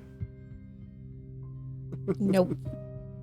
Goodbye. Yeah. Goodbye. Well, we make our way back to the campsite, where you would see Bartolome, basically just sitting, watching, staring at the direction you guys had gone, waiting for any sign that you're okay, that you've got the sunstone back, and the moment that he sees you all, would shout to the rest of the caravan, they're back. I hope it's good news, and would come rushing. Did you find it? Please tell me you found it. We did. Spirits. May I have it back, please? No, I don't understand. we need to move. Yes, it was taken from you once before, so obviously you can't handle it. Isn't anticipating my allies to betray me like this and take our only means of surviving this We're pass. all going. Let's move. There are things hunting it. So Vess while, will hold on to it. Um, I give a slight nod towards Bartolome, and one is of no use to the shadow cloaks if one is dead. None of us will And be used to anyone. We all freeze to death. We're not going to freeze. We're going to move. Clearly dejected and annoyed, but would turn and follow you the rest of the way back to camp. Where Keller is going to be bombarded by pebbles, by clumps of dirt, by people just like walking past him and just like shoulder checking him to the ground. Assuming that you are relinquishing ownership, Augustus would have him like physically like chained up and brought to the center of the wagons. Yeah, and we will explain to Argasa that we have to go now. Yeah, we'll We explain the can't threat. stay. We need to move. Looks around at all of the pack animals and everyone that's mid rest. Understand that all these folks have been going non-stop.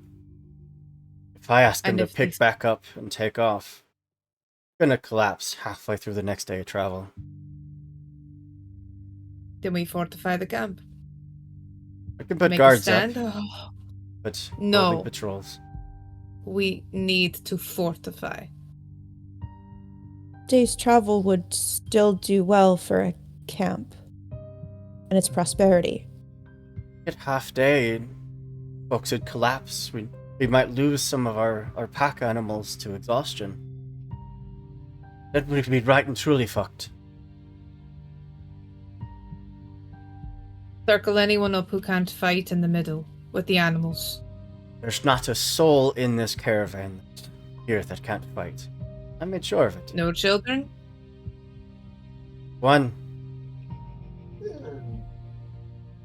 Arm them. The dead are walking. make sure that everyone's as safe as they can. Till Thanks then, for the raid, guys. raid? Did. 20 sides to every story. Thank you so much for the raid. Thank you for sharing your community with us. Also, thank you for the -1 to the next roll. Let me give you a shout out. Bet I can type this first try.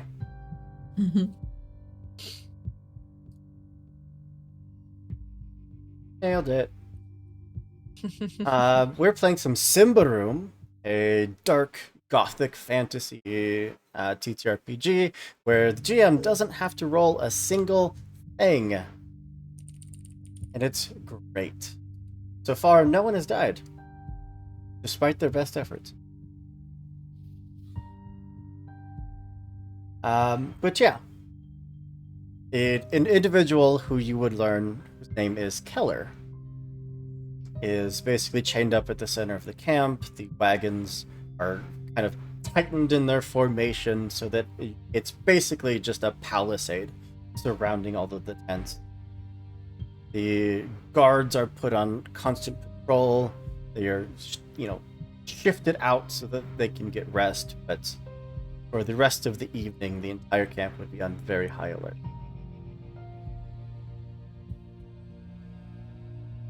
Is there any way to get I don't know if healing is really possible, but is there somebody that could at least look at wounds? I took 2 points of damage. Yeah, I mean, there's a camp medic. Okay.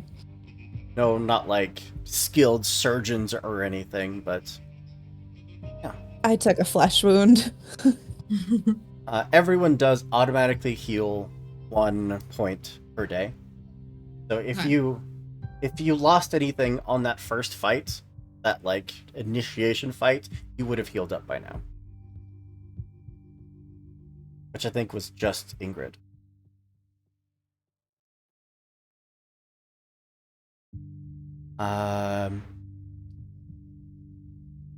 Actually, be 1d4. So yeah, if any of you need any tending to medically, you can roll a 1d4 and you'll cover that much.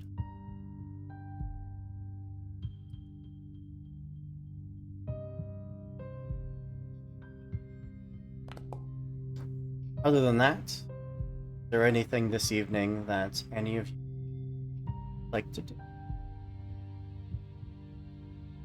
I'm simply assisting and taking watch, being vigilant of the surroundings, assisting any others who need it.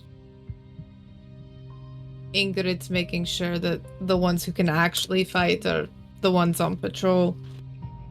There really, truly isn't anyone here that can't handle themselves.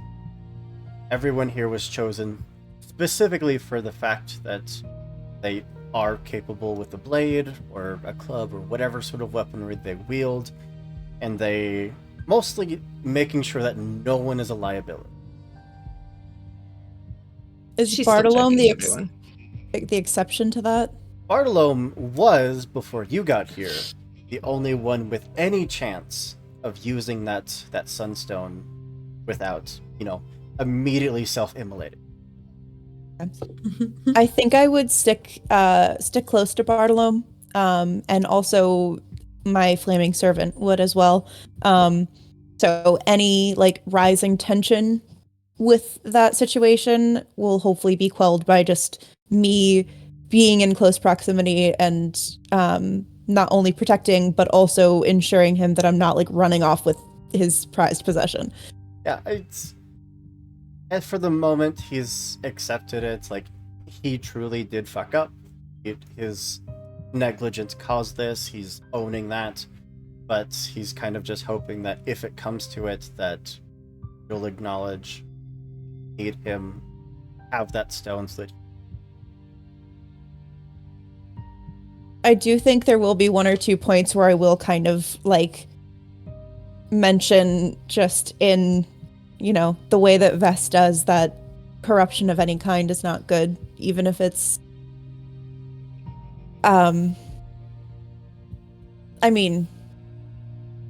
we'll probably be very dead set on no form of corruption being helpful, even though she has a point of corruption, but shh. it's because not he seems like any secret that anyone with any sort of magical capability either has some corruption in them. Even your shadow isn't spotless. If someone had witch sight and used but it's just kind of my this soul, okay? It's just this acknowledgement that yes, they're playing with fire. Hopefully they're doing it for the betterment of humanity, but at any point they could turn into a monster and you gotta kill them. Yeah. As you do. Yeah. So he seems like a novice, so kind of just saying words he's probably heard 100 times about being careful with shiny objects that cause corruption and damage in its track. Mm-hmm. Yeah. Well, those of you that are on watch or lookout, want to roll some vigilant for me? Okay. Are we Flat roll. subtracting anything? Okay. Flat roll. Okay. Do I see an 8? Hey. Ingrid just barely Hey. failing. Can I use that -1 that we just got in Yeah. the chat to make it hit? Yeah. Sure. Yes. Is a -1 a good thing or a bad thing? It is It's a good technically thing a for good this. thing in this game. Now So it's a that- So good then a thing. plus that one is a +1 should have been a bad bad thing? thing. Yeah. Yeah. So I have a +1 A in my +1 pocket. for me. Yeah. Well, technically, that +1 from earlier would have helped me on taking damage in the first fight. So. You would have just been out sooner. No, I wouldn't have taken the damage. Well, the +1 is bad. Because then you're rolling Yeah. even higher than the DC. I guess, is the +1 going towards the number that you have to roll under, or is it going towards what you roll? Yeah. Yeah, so it technically would affect the DC, not the roll itself. Yeah. Right. Yeah. Okay. So this Okay. -1 So then it is would- bad. Okay. Oh, well then can I use the +1 that we haven't used? Sure. For all three of you on watch, you would see a cool mist kind of start to roll in, like the edge of a snowstorm, and just that wave of loose powdery snow that just starts to creep in, wash over everything. It's the Night King. The trees are immediately covered in the cold, and you see figures out in the dark sprinting towards the caravan. Eyes up! I'd let loose a bow if any anybody was in range. So, the way they do kind of leave it up to the GM and the cast to determine how they want to handle some of the bigger combats, but I feel like the easiest way to do so is to simply put the rest of the wagon and all of the rest of the soldiers defending against the hordes that are approaching the walls, and leaving the four of you to deal with Balrog. The All right, let's go. Let's go. towering figure. In life, he was larger than myth. He was invincible. He was unerring in his loyalty to the queen and his convictions, justice, serving the light. And now, see a desiccated figure, still massive in stature, still wearing that what's left of that old panzer armor. Missing one hand, but you don't have to guess where it is because there's a mummified hand hanging around his neck. That's metal. And while everyone else is repelling the fodder, basically, figures that, will take a bolt to the head, collapse to the ground, and then a few moments later get back to their feet and continue charging. You know the source. You know the one figure that needs to die to stop this assault. So, Yep. keeping our initiative order, did anyone want to drop your spot in initiative to lower? Nope. Okay. That means that Baramo, tied for So 15, but with a higher vigilant, we're at first. Is there any high ground I can take to shoot? You could at stand on top of Rogan? the wagons. Okay. So I mean, if I have a shot at him, then that's what I would do. I would take it at him. Yeah, and he is rapidly approaching, but he is definitely within arrow distance. And your accuracy flat. will be at a -4. No, sorry, -3. Wrong stat.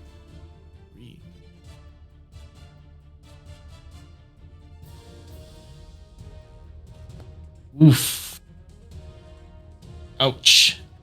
That's a fail. Fortunately, Minus. 16 is not going to do it. No. So the move action, if you wanted to shift to a better position, or Yeah. I'll do that. And that's my turn. are you good kind of on top of that wagon, or did you want to shift down to the ground level?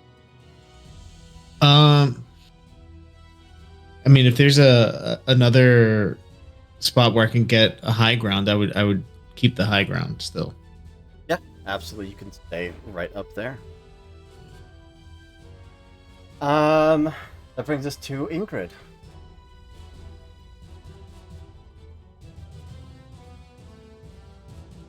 You muted. Damn it. The dog kept making noise. I'm gonna run straight at him and make a twin attack, please. He has to defend twice. Absolutely. Does not get a free stab at you as you sprint towards him. Do I get a modifier to this? Or is it flat? -3.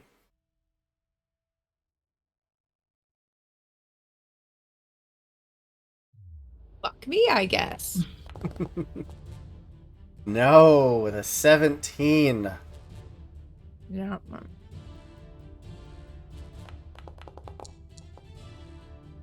And with a 14, both of them, you are stabbing away, but he is as skilled in death as you remember in life.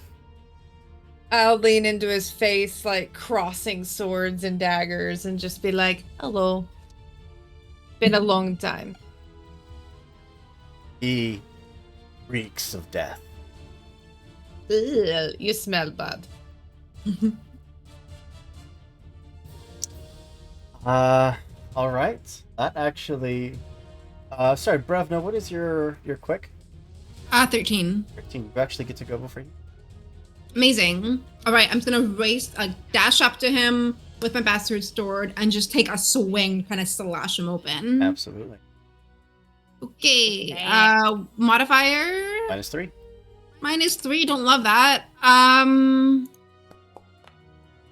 No, with a no! 19. It was on the one for like a second. Okay, that sucks for me. I'm gonna use my my two-handed force reaction so that when I miss a target, I can instead use a returning swing in an attempt to hit the target again. Sure. -3. 15. Cool. You are rolling so very high, which would be great in any In other literally game. Any other game. This is so I'm awful. gonna fail every roll in Lancer next week. See, that was a 16, a 17, a 14, a 19, and a 15. All great rolls Yeah. in different games. Yep. Great. Cool. It's great. Yeah. Unfortunate. But that does bring us to him. And I'm going to spend my villain point. What? Why? Because we're right there. He is staring in your face. Mm-hmm. Ingrid, you can feel that death magic start to wash over you. You have now suffered the curse of death. Hot. Every action you take, anytime you do any action whatsoever, whether it's moving, attacking, anything, but standing still and doing nothing, you take 1d6 damage, 1d6 damage that ignores armor. Every single time, every action. What? This fades. At the end of your turn, you can take a resolute test to try to get rid of it. Question. Mhm. Twin attack is one action, so it would be one action to stab him twice. In my turn? It is 2 attacks, correct? Take 2 attack One rolls. action. 2 attack rolls. It's one action. It's one action. It is 1 action, but it is 2 attack rolls. But the wording on that thing said one action. It is, but it is 2 attack rolls. We'll negotiate after everybody else is gone. Just don't fail your resolute test and you're fine. Well, that was my villain point. Now he still actually has his action. Which I think we're just going to take a swing at you with the spiked club. I need you to roll Me? your... yes. I need you to roll your defense at a +3. That's good. He is undead, not quite as fast as he would like to be. Get fucked. I'm fast as fuck. And then you roll a 4, because of course you do. You can't Of roll course under I a do. 16, and then you just down to a 4. I will be honest, I reloaded the page. I was like, I don't trust Foundry. Let me just go through else. doesn't exactly tell you what all of these do, so you gotta go look them up. Mm-hmm.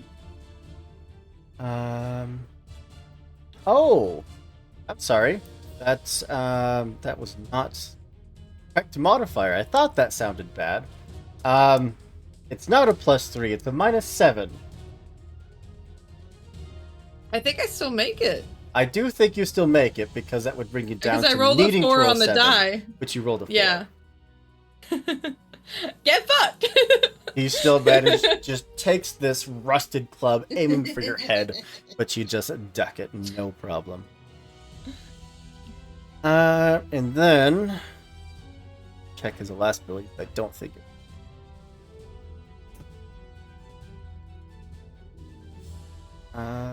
Yeah, last one doesn't. Okay, so yeah, that's his turn. All done.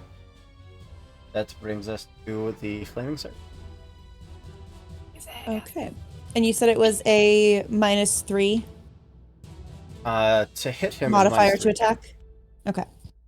All right, let's see. So, yeah, so the Flaming Servant basically looked like steaming and smoldering and now just roars with a newfound flame, pulls his burning sword and does absolutely nothing. But Turk so kindly gave me a hero point. Mhm. So I would like to use that right now and see if I can make a difference.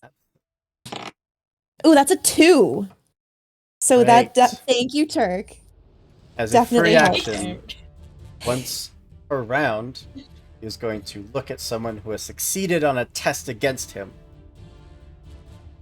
And every action, till the end of your next turn, you must roll twice, including this one. Rude.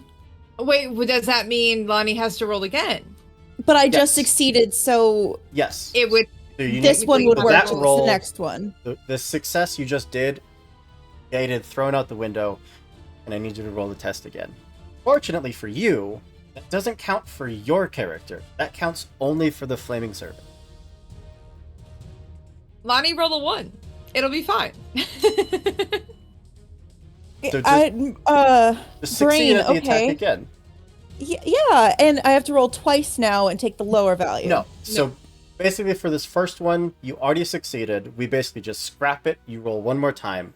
But till the end of this character's next turn, every action you would take, you will twice and take. Okay. Ooh, I got a 5.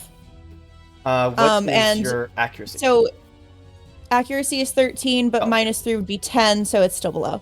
Absolutely. Hi, Neon Lights. We got another raid from Neon Lights Roleplay. You got another raid. Thank you so much, friends. Give you a quick shout Love out. it. I do 4 damage after you give the shout out. And I have a flaming sword, and I don't know if they're like White Walkers from Game of Thrones or anything, but like if flame is like extra bad against them, that'd be pretty cool. The That would flame be real does cool. not do anything extra, unfortunately. Boo. That's lame. I'll take a shot. And extra unfortunate. There's no damage there. It's okay. I hate this guy. Just roll higher. Just roll the 12s and 15 damage you all were doing against the guards. Do you want me to roll again? Because I technically can. See if I can get better than this. You can roll Yeah. your resolute test. I don't Take some corruption. I've already rolled this same attack 3 times now. I'm good. All right. That is the Flaming Servant done. We're down to Vess. Oh, that's right. That wasn't my main character. No. Right. Okay, so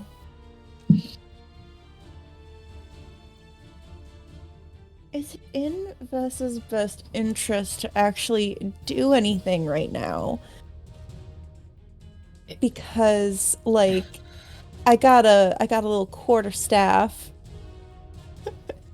Alright, so okay, so there's Malrogan, but there's also just a bunch of like undead around us, right? Kind of just gonna The entire rest of the caravan is basically fending off. Okay. gonna kind of have Vess partake more in the smaller baddies at the moment. Make sure that no one's like coming up behind any of, because all of our party right now is facing one person, so like just kind of making sure that there's nobody coming up from behind. And she has a quarter staff that she's basically wielding and will try to attack, I think. One of the smaller ones.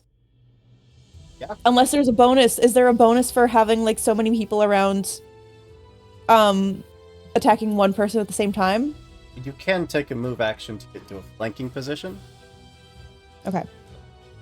Okay, then I'd probably do that. I think Vess right now isn't gonna be actually helpful in in the midst of all that.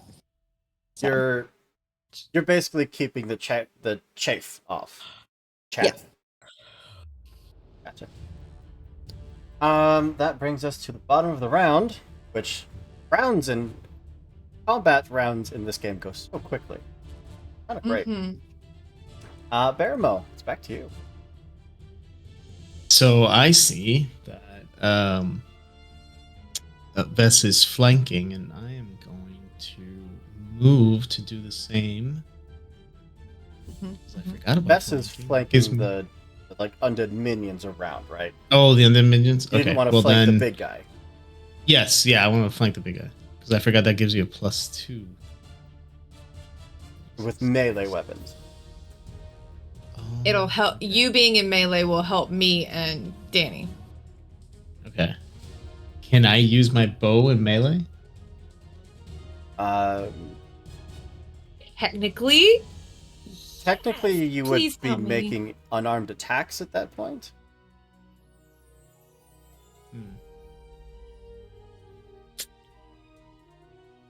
Hmm. Can also Okay, just well- remain from your vantage point and just keep firing down. Yeah, I'll do that one more time. If it doesn't work, then -3.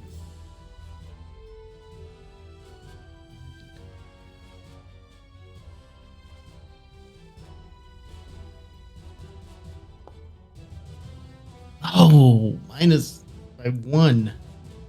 By 1. Do we have a point? Do we? we don't. No, I think we used it. I'm about to get another one. Don't worry, I got us. The air, I I got make like the 50,000 arrows channel points. Let's go. sink in. And if you'd like to use that +1, that would bring your DC up to a 13, which means it would be a success. Yes, I'll do that. But now I got to roll a damage. You can just roll the attack again. It and just take.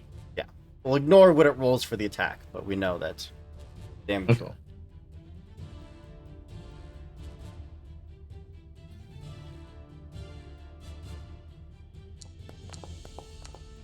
Seven. 7 whole points of damage. Some of that is going to get through. Going to take some damage.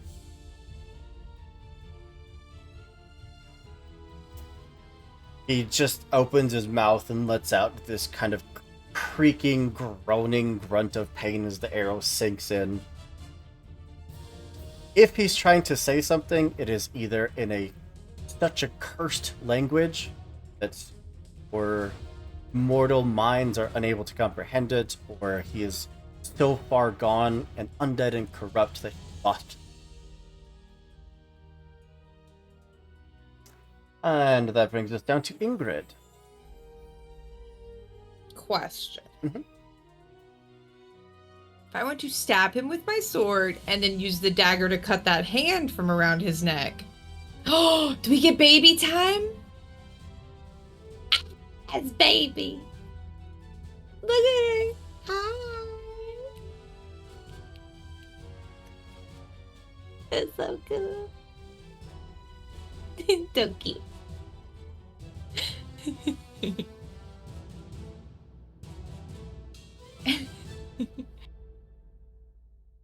Yeah, I absolutely Okay. give you a melee attack to try to aim for the desiccated Okay. hand. Stabby one time into him. I want to try and get that. Is anyone flanking yet? No, not yet. Can I move to flanking? Absolutely, you can. And then will that mean it gives me a +2? So would it be just a -1 for the modifier? If you're aiming for the hand, that is quite a bit more difficult to hit on a moving target.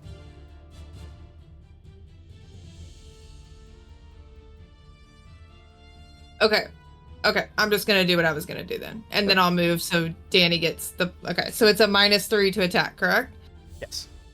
If you are, you can spend your move action to move to flanking position, which means that it's only down to a -1, and your attack is 1d4 extra damage.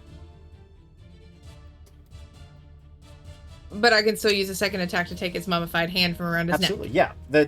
The angle itself isn't changing. It's just you're getting a bonus if you flank first. Gotcha. High entropy emporium. Oh god, another raid. So many raids. Hello, friends. We're in the middle of a boss fight with an undead lord. And I'm missing my goddamn attacks.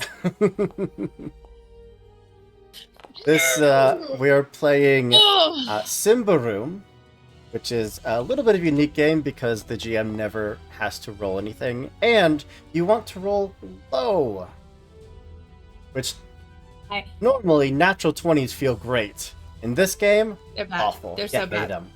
They felt terrible. They felt real bad. absolutely terrible. Can confirm. Hey, Hoopa, 8 points of damage. Your first attack was against him, correct? Yeah. And the second one was against the necklace. Slashing against that necklace. If I catch his collarbone, let's go.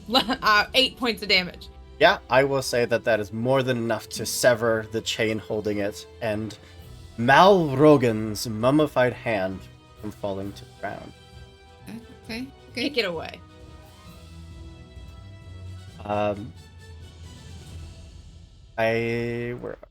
Would you roll a d4, please?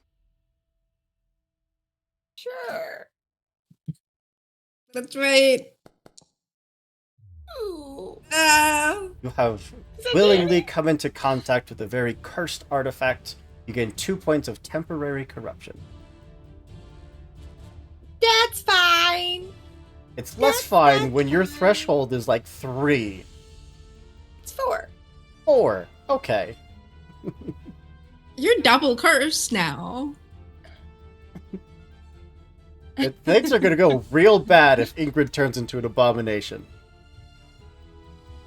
Yeah, things will go real bad real fast. I can stab a lot. Alright. That brings us to... I think the two of you are tied, so Brevna, I think you go first.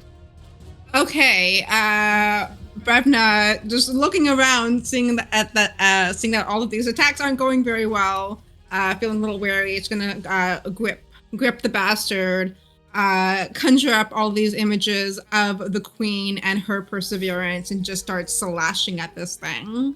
I assume you want to basically use your move to get into that flanking side around. Yes, that is what I want to do. Perfect. So that'll just be a -1 then. -1. And your attack is 1d4 extra damage. Oh, good. Okay. Kick his ass, Danny. Hey.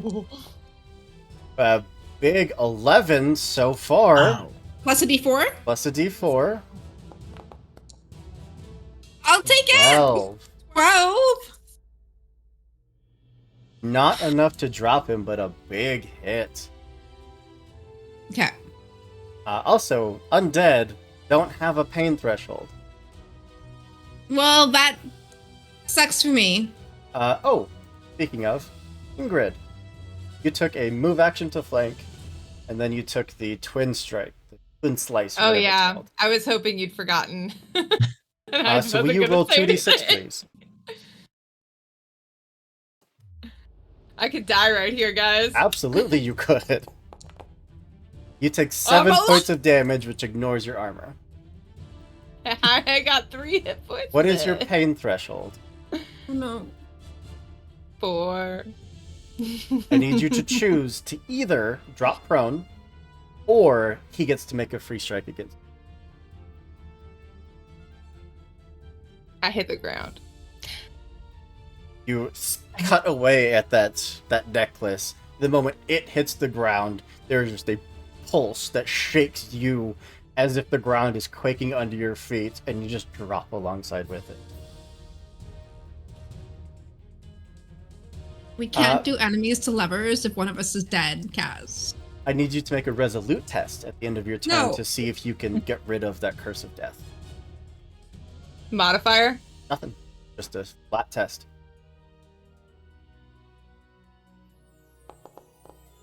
You are fine. The curse of death is gone.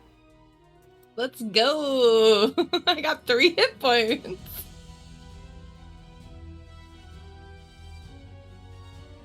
It's a new round. Mm. Brevna, I need you to re-roll your greatsword. Why? Every round, he can nominate someone who succeeds at attack against him. Cause them to roll it. That's so rude. That You attack do was still so have your good. hero point. Yes, I do. If Thanks, you fail Jason. I know you're this, asleep. You can re-roll it a third time. Oh, Jesus.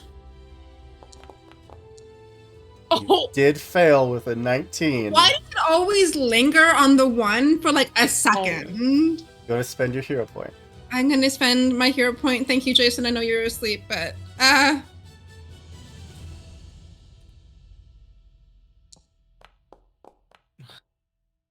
The attack misses. my attack was so good. It was so good. It was so good. I'm Those so upset. 11 points of damage are restored. 12 points of damage.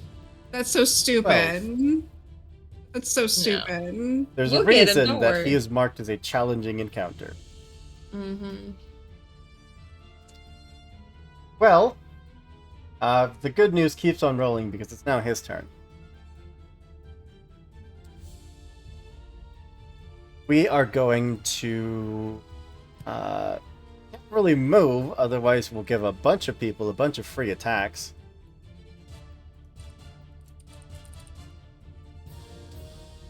So instead,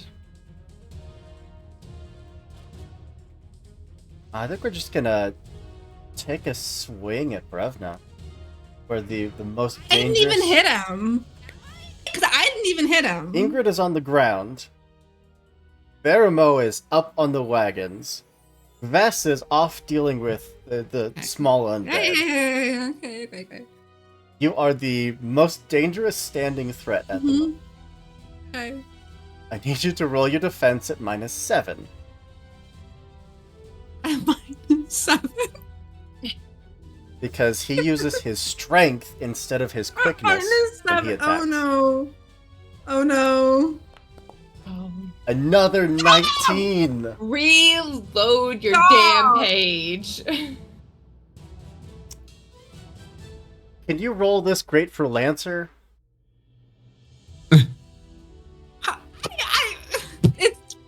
It's boundaries against me. Hungry is It knows the game that I'm playing. Good news is you are going to subtract 2 from this Okay. because of your armor. So Bad news is that he does a lot more than 2 points of damage. Okay, so first of all, it's my toughness that gets Yes. okay. So you're going to take 4 points of damage. The 6 minus your armor. What is your pain threshold? 8. Your pain threshold is 8. Yes. You're not even close to breaking it. But yeah, that's his turn done. The Flaming Servant, who could also move to get into a flanking position, Sure. Absolutely. would only be a -1 to hit.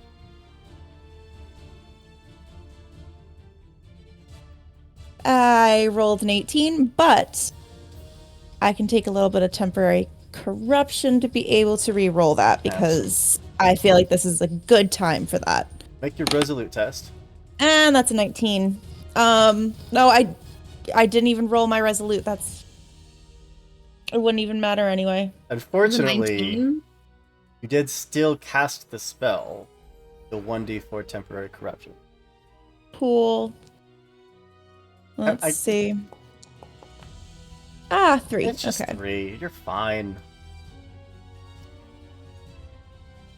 A little corrupted. This enemy is not that difficult, but when you can't roll under a 19 for half of your attacks, it gets so much more difficult. Physical dice going in jail. That's the servant done. Vess, I'm happy to say that you are still over there just cleaning up the undead. Thank you. Eremo, it's not looking super great. Ingrid is on the ground. Yeah. Yeah, I mean, I need to keep shooting my bow at this guy. Although I had the idea maybe I could put some fire on my bow and see if that might do anything different. Yeah, I mean, you could your movement to find a torch nearby and hold your arrow tip above it. I will say that you do see my flaming servant stabbing him with a sword of flames. So if that saves you a movement, or if you still want to do it. Okay. He's not catching fire or anything, just if that helps. Okay. All right, well, here comes the bow. Let's do this. You said -3,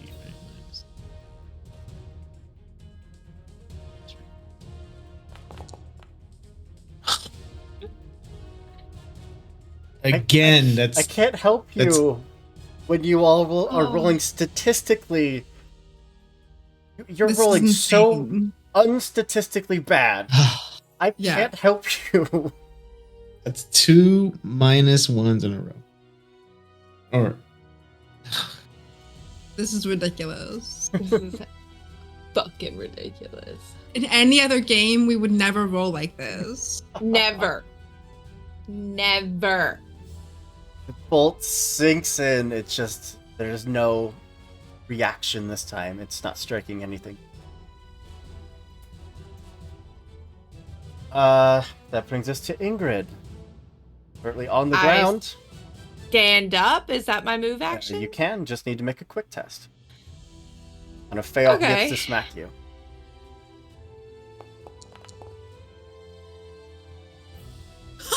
A natural 1. A few minutes ago. You couldn't have succeeded that by more. You stand up so good.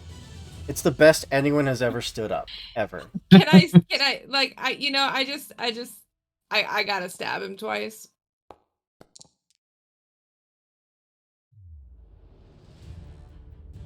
This is a new round. So and it actually didn't give me the opportunity to do the modifier. I hit it and it rolled automatically, actually. So I think I need to re-roll that anyway. So yeah, he's going to force you to. Okay. Because I didn't get. Well, wait. Do I get -3 or -1? -1 because you're still flanking. Yeah. Okay.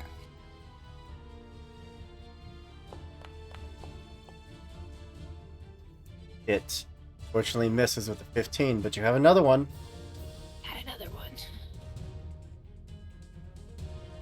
Roll under a 15 on anything. This is a joke. That's a 19. Are you joking This is me? a joke. Are you? How many 19s have we gotten tonight? This is a How joke. many 20s have we gotten? This Reloading my page this again. is insane. Fuck Foundry. This is a I've joke. never had anyone roll this high in any game ever. I'm having knows? flashbacks to the night last year where I'm playing with my friends on our home game and I rolled 7 nat 1s in a row. The dice are going to tell a story tonight, I guess. Yeah. Well, Your 2 strikes, unfortunately, do not connect with anything vital. Sure. Fine. Brevna, I've reloaded my boundary page. Mhm. I am thinking of how when the queen was in prison, she never gave up and she kept fighting. So I'm going to draw that strength and slash at him once again. I'm really scared to roll right now. that is a success. Okay. And you get to throw Yes. 1d4 damage on top of that. Okay. Hope, are you gonna make Danny re-roll this because it's I a already new chose round? you to reroll. Yeah, he already used the reaction. Oh, that's right. Mm-hmm. That is 6 points of damage, reduced Yes. by 4 because of armor. So Oh, taking okay. 2 points. Okay. It's still something. It's not That's all I nothing. can do. It's not nothing. That's all I can do. All right. That does bring it to his turn, unfortunately. Mm. And we are going to look at you, Brevna. Going to again just start babbling in this basically like gurgled ancient language, and is going to put the curse of death on you.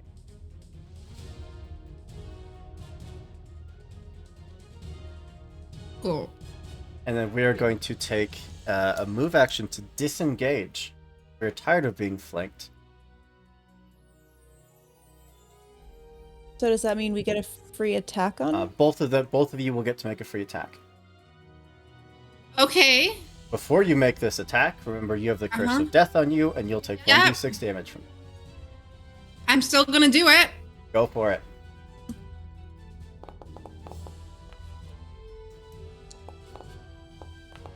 Seven damage from Ingrid.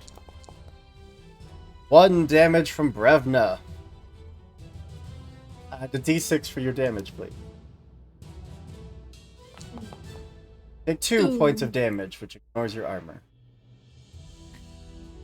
As this large form, surprisingly quick, just steps out from in between the two of you. Both take these slashing attacks before he steps out of your reach and is charging towards the cave. Does the flaming servant also He does, yeah. get included? Okay, cool. He is going to pick up his hand.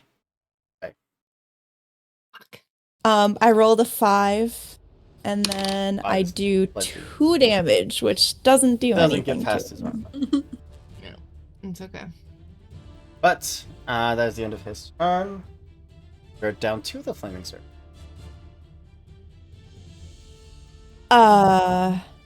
Chase him. Pursue. Yeah, pursue. Use the move to re-engage. And Cool. That is a 14. It does not hit because even without a modifier, I have an accurate of 13. needed to roll a 10 or... Yep. But at least you have re-engaged. If he tries to move again, you'll get back. Okay, cool. Alright. Brings us to Berumo. This figure is charging towards the caravans and towards you, Roxy. And I am going to. This time I'm going to hit him. No Yeah, you more. are. Yep. You got it. Let's do it. Oh, is the modifier different because he's Nope. closer or no? There you go. There we go. Natural 4. You beat it by a ton. How come the damage didn't roll? That's weird. Okay. It looks like it just rolled a vigilant test. It didn't actually roll your weapon. That's weird because I'm clicking on the bow. Okay. 5 damage.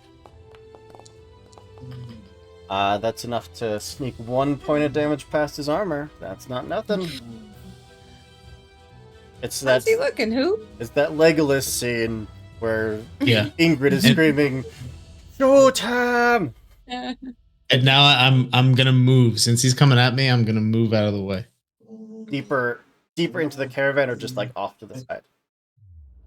Let's do deeper into the caravan. So towards where Keller is currently chained up. Yeah.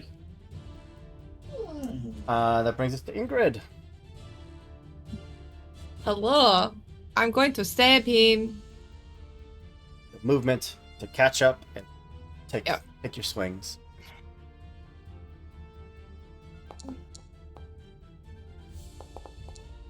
Fuck.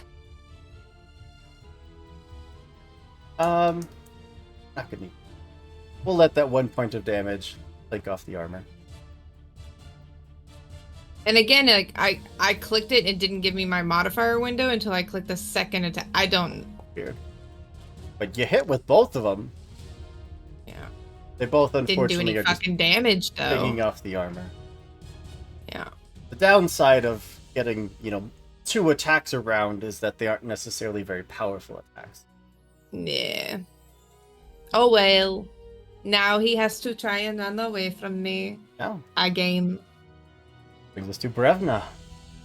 All right, gonna rush back up to him. Gonna swing at him with my bastard sword. So we need you to Can roll. Brevna get into flanking now? I would ask, can I get into a flanking No. position if I catch up? Oh. Okay. It's a movement action to enter that. Got flanking. it. But I need you Okay. to roll a 1d6 damage for your move, and then a 1d6 damage for your attack. Okay. Great. If he negates this, I just want you to know I'll be personally very upset. It's a -3 modifier. Let's roll your damage first. Oh, well, I haven't hit yet. Oh my damage. Yes. Because you take 1d6 when you move. You take 1d6 when you go to attack. Oh, no. Don't roll 12. Do not roll boxcars. 4. I'm not looking great right now. You have one more. 7 points of damage, which does not hit your pain threshold.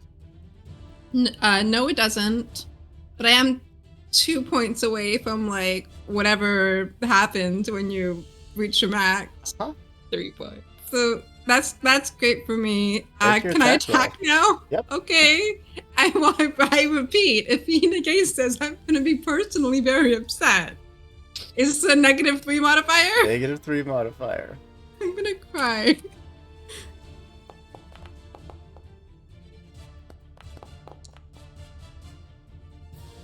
Know that he has to make you re-roll that. Come on, you can do it, Danny. I'm personally so upset right now. Okay. That's so much Okay. damage. You know, to be fair, I will keep that damage roll.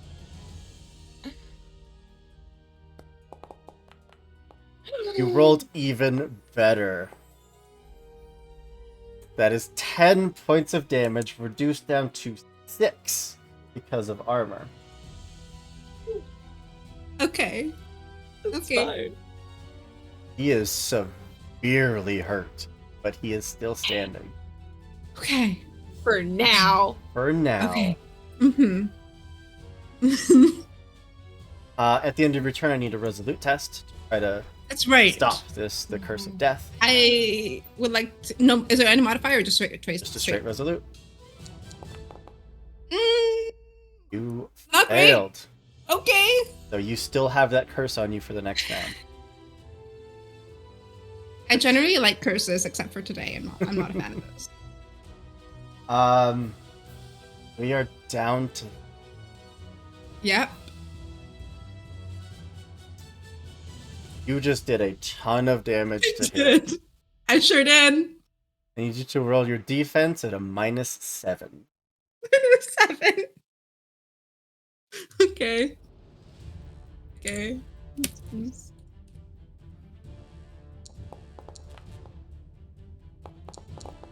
If a natural 18, you failed by 14.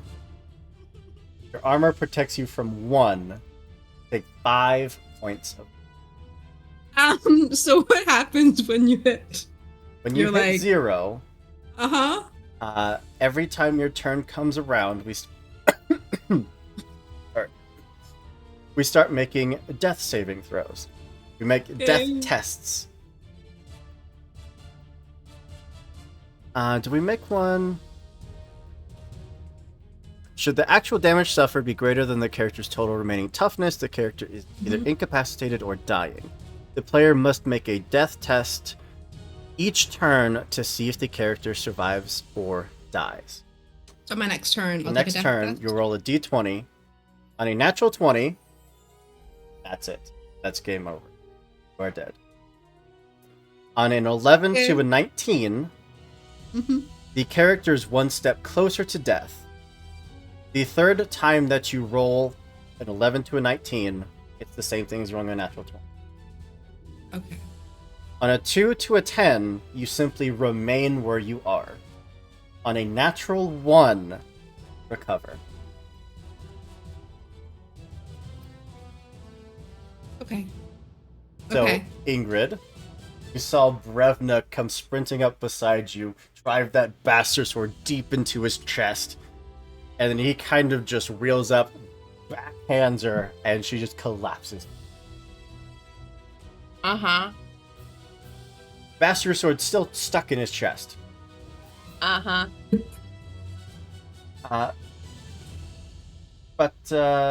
Yeah, that's his turn done. That brings us to the Flaming Servant. All right. I'm Flanking? going to try. Oh yeah, can I move to flanking and Then then your move action to get flanking, absolutely. cool. Still need a -1. And that's a 16. Of course it is. I think I'm Cast your gonna magic. take more corruption. Yes, please. Yeah. Resolute test. All right, resolute test. I'm gonna do it in the right order this time. Let's go. Take 1d4 temporary corruption. Take your resolute test.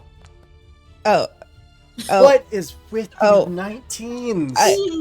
I take four. Do you have a stigma?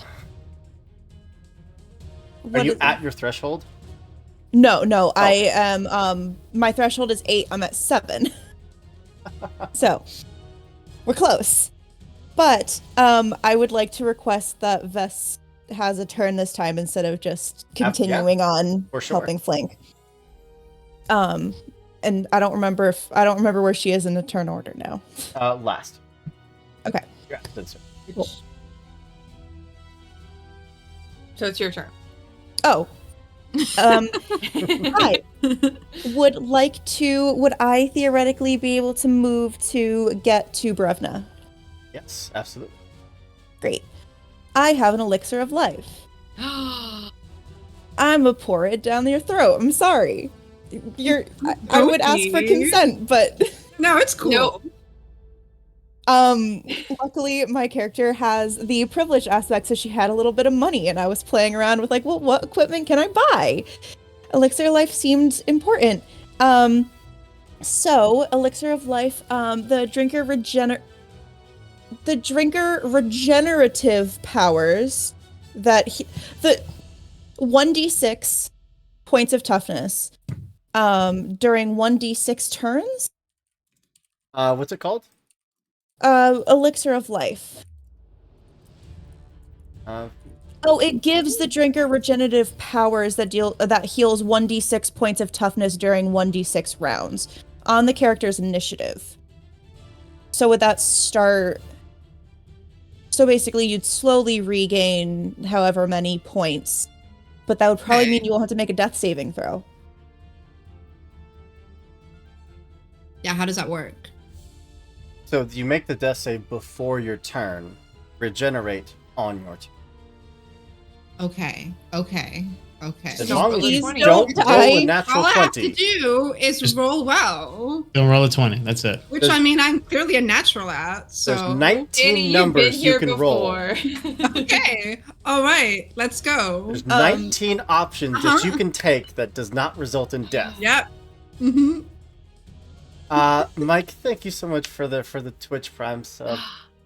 Mike, We hi. have I another can raid appreciate- incoming, guys. What? Everyone, Someone. ran No, walls. I don't- misread. Never mind. I misread. Otter's being a dick. We're not Um, rolling 20s. But yes, We're not accepting that. Bess, he just comes sprinting across the battlefield, elixir out, jammed into Breva's face. Probably bruised the gum and lip area a little bit, but it is shoved down Brevna's throat. You think this vessel does anything with that kind of intensity? She does it with precision. Yes, she Come on. Carefully opening the mouth, gently placing in the bottle. As long as you don't roll a natural 20, you will Please. recover. Mm-hmm. It's gonna be fine. We got this. It's gonna be fine. All You're right. fine. I'll bring this to the top of the round. Baramo. Okay, so where is he in relation to me at this point? You are at the inside of the caravan, where undead have started to break through. They are still on the outside. They're basically at the edge of that like wooden barricade that they'd set up with the caravans, but they are on the other side. Okay. I am going to run to a point where I can see Rogan and then take a shot. Absolutely. Probably have to do a little bit of climbing, but no problem. Where'd it go? Oh, there it is. It's only a -3. Surely you can't roll above a 15 again. Oh my god. Super. Why did you, gotta say stop that? talking. You gotta stop It's on you. talking. Have you That's ever on rolled you. this many 16 or higher? Ever? Nope. Never.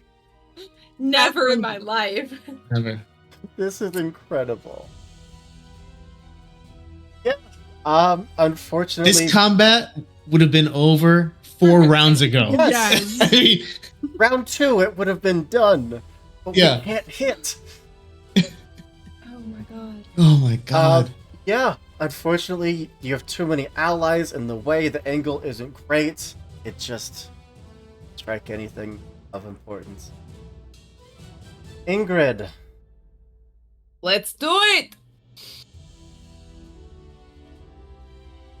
Alright, I'm moving to flanking, so -1.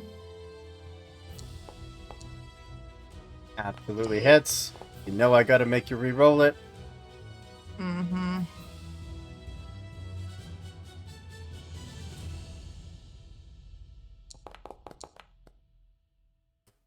It still hits. More damage, too. And I got another attack. You do. You have to roll twice and take the worst result. What? His curse is so effective that it works for every attack you make against him round.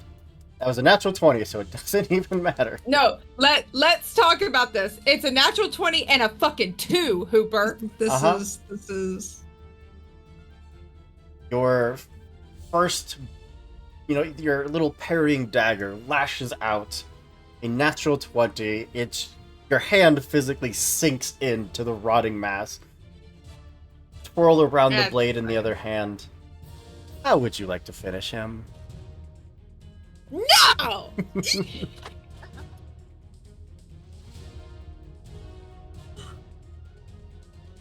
The dagger sinks in, and I think she just releases the handle and reaches in and grabs his heart and rips it out of his chest.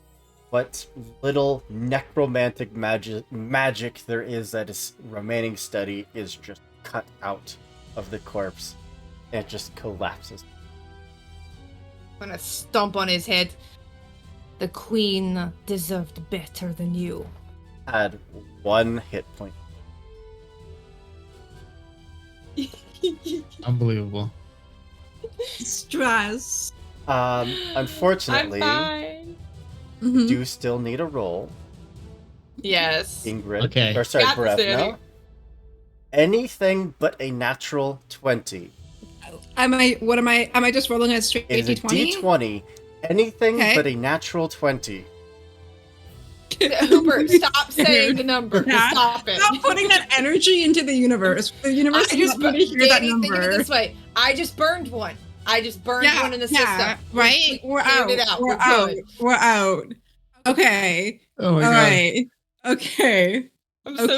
scared. I'm terrified. Oh, okay. We're good. Ah, Your body holds on long enough for that elixir to kick in, will regain consciousness, despite a open gash along the side of your face where a giant rusted mace just almost took your head off. Are alive. Undead everywhere around you just start collapsing into rotting piles. Putrid flesh.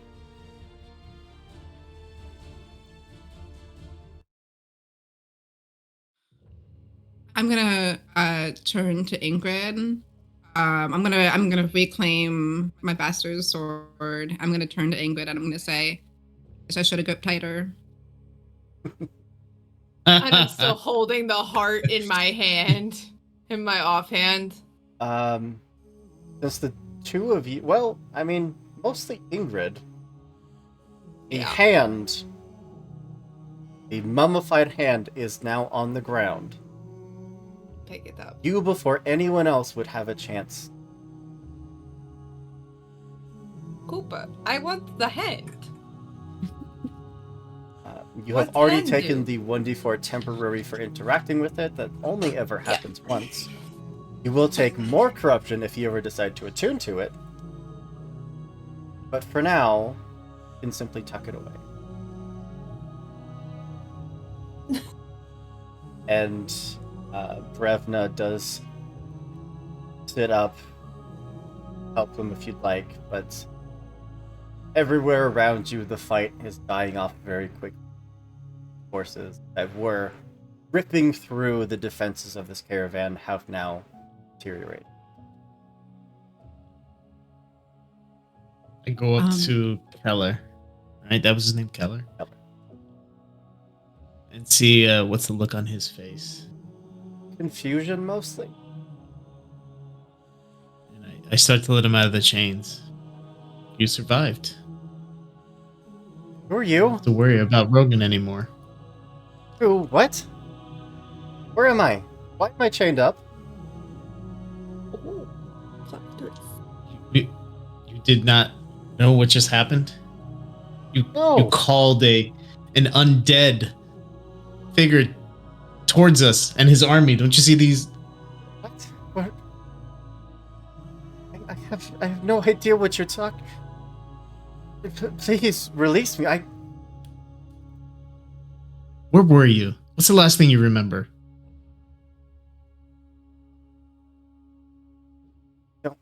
No.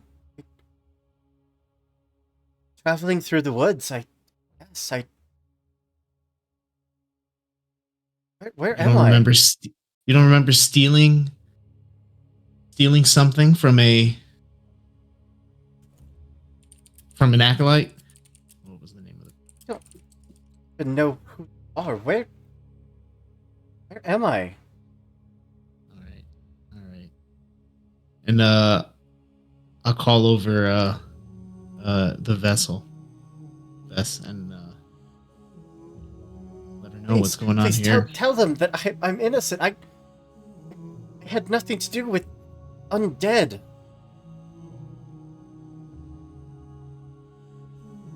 A prisoner is not aware of anything that has befallen due to their actions.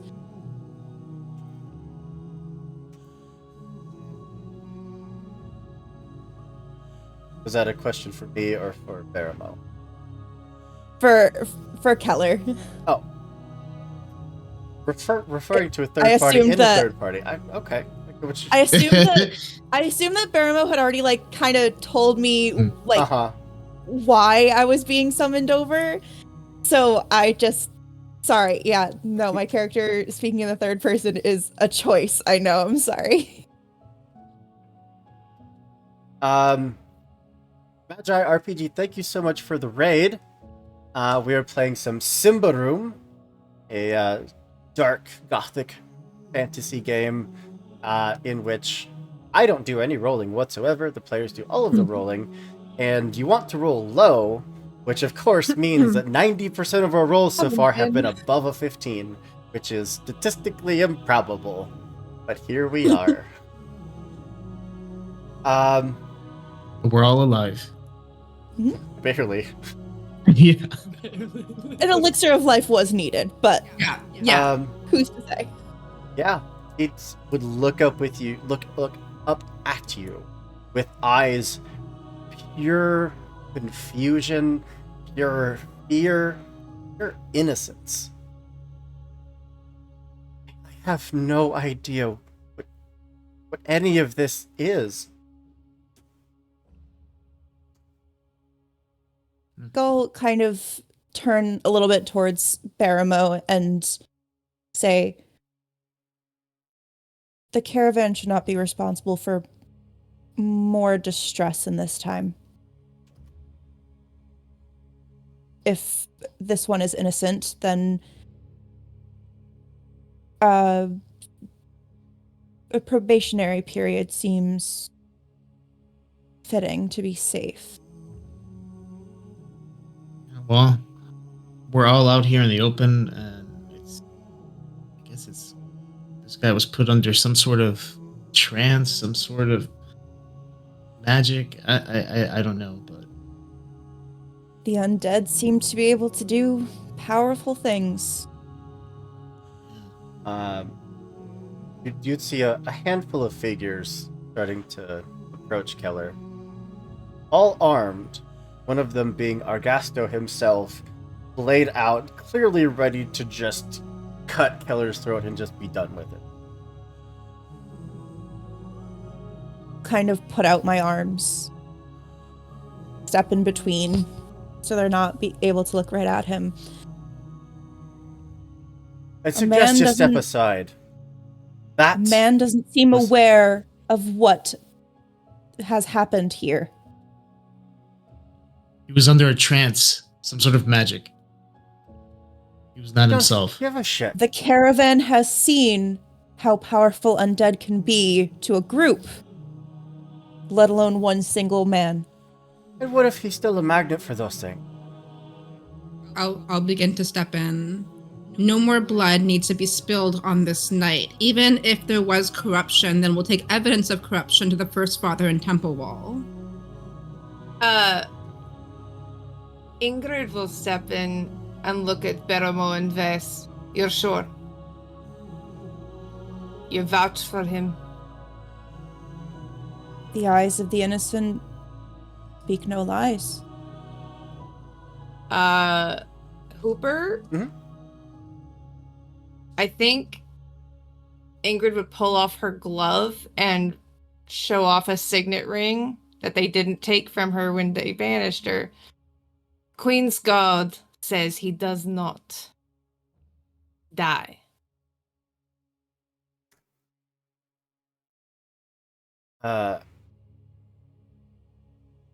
Argastos would kind of step closer to you.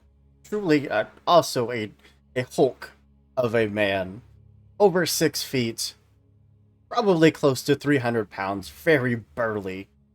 Would just kind of step close enough so that it's really just a low enough conversation for you. I do respect your authority here, what little that might be. I can't risk that again. He's still attracting the undead. Then he dies. Simple. But if he's innocent, do you want that blood on your hands when corruption is rife? Got more blood than that on my hands already. Fine. Live. Chain him to a tree. We're leaving. This vessel offers a flame as a means of protection for the caravan in this probationary period. He needs And, to come with us. My flaming servant will kind of like take a step forward to, if anyone doesn't know what a flame is. Gastos is willing to let him live, but he is intent on basically chaining him here to the side of the road to let whatever fate will happen to him. If you would like to persuade him otherwise, I'm happy to take a persuade roll. I will try to persuade. Or I'm attempting to persuade. At a... what is resolute, my friend? I would hope Mine high. is- No, 9? Argastos. Ooh. I got a 5 persuade, so. Yeah, persuade was my My dump score. yeah. I kind of figured. I was like, Argasto. At a +1, actually. Resolute Okay, is awful. okay. It's a success. See, we were saving all your good rolls for the persuasion rolls. Mhm. Which is not where we need them Nope. necessarily. Yeah. With the vessel talking about basically offering up your flaming servant to help guard, Ingrid's influence as a former Panzer, and your own willingness to vouch for this individual. You just take a deep breath. It's your responsibility. All the rest of you, get ready to move. That our caravan of wagons will load back up. All the tents are folded, the fires are kicked out. In maybe half an hour, caravan is once again on the road. Daylight breaking over the mountains. I'll just real quick turn to this vessel before we depart and say, you have my appreciation. I owe you a great debt. I won't forget this. A debt is not needed to save a life. And yet it is still offered. Thank you. Thank you. And kind of just like curtly nods. Yeah, I'll return the nod and then go about assisting. No, thank you. No, thank you. you. Thank you. No, thank you. Ingrid will wander over to Baramo. If he twitches the wrong way, you kill him first. Problem. I do need a dagger, though. I don't think I can kill him with this bow. I don't think you want the one I'm pulling out of the mummy's chest right now. No. I don't want to touch any of that stuff. If you It's want gooey. to loot, Vessel has a dagger that will probably not get used by the vessel. Sure. you want to loot. Yes, we would like to the big loot. guy. Yeah. He has Loot the that. spiked club. I don't know that. I'm pretty sure it's worse than any weapon that anyone here has. And $9. Honey. Yep.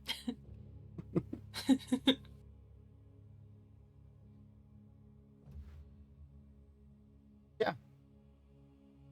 As the caravan sets out, is there anything else that any of you would like to do?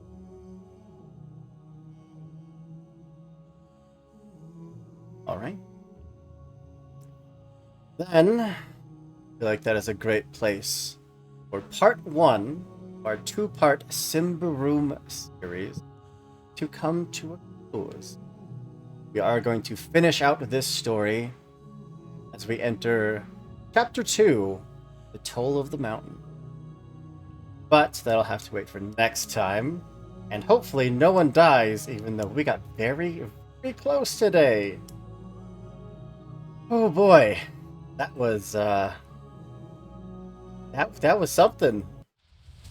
3 hit points. Danny went down. Mhm. Rolling 19s and 18s. So many 19s. that. Ridiculous. So The many. rolls were So so many high. 19s. Anyways, thank you all so much for being here. Thank you to my amazing, lovely cast for almost getting themselves killed because I didn't roll any dice. I didn't do it. I did nothing wrong. Magi I mean, RPG, thank you for sharing except your for the community minus. with us.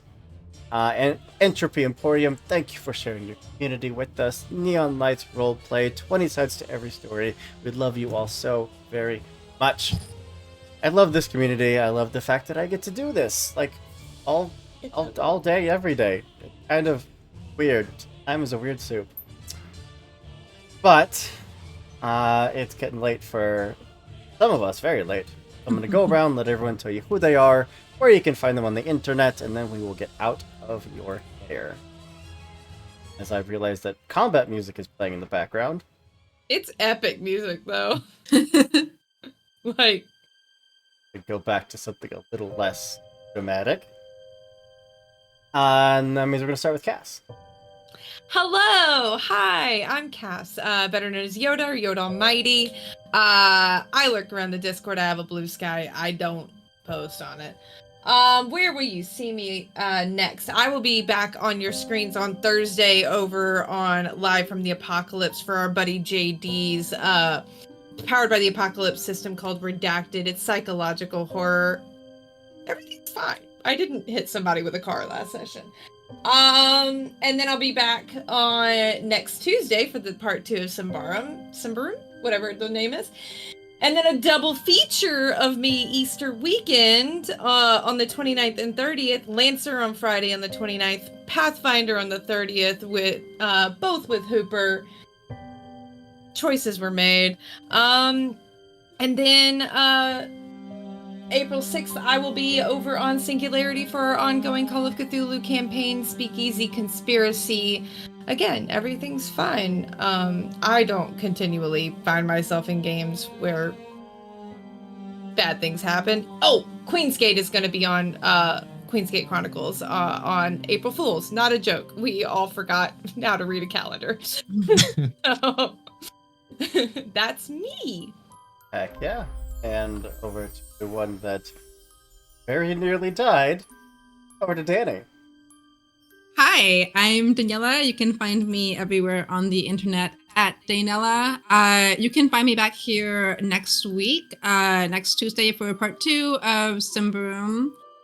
You can also find me. Where else can you find me? I guess back here on the first, whenever 2 Mondays from yesterday, which will be the next installment of Lancer Hell's Gate. Heck I of a don't think I had session anything else yesterday. going on. Heck of a session yesterday. Super fun. Catch up if you can. I do not remember anything else that I'm doing. I'm pretty sure that's everything I have going on. I know you have something next month. I do, but that's not announced yet. So we're gonna keep that under wraps for now. But it's really cool, and I'm really excited. Yeah. Brings us over to Adrian. Hi everybody, I'm Adrian and I am on the Discord Sundance Kid 007. I'm also Blue Sky at Sundance Kid 007. I'll be back Tuesday for chapter 2 here on the channel, and then starting in late April, I will be in a long-term Symbaroum campaign with 20 sides to every story. So yeah, looking forward to that. We'll see how a long-term campaign. I have no idea how I will survive that, but we'll see.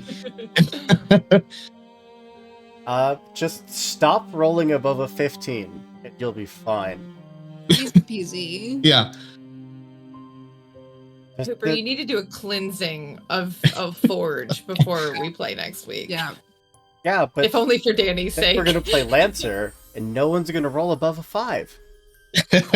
Yeah. Just don't speak it into the universe. The universe does Yeah. not need to know. And I was almost going to make it a joke, and again introduce myself and skip Lonnie, but then that felt really mean to do. So, the savior of tonight's party, Lonnie. True. I get to speak. Wow.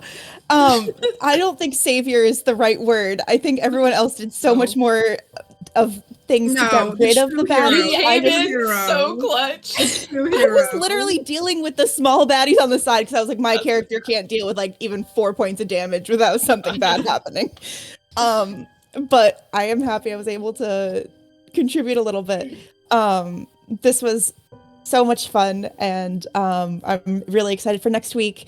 And the only other time you'll be able to find me on Lost Caravan right now is on Thursdays.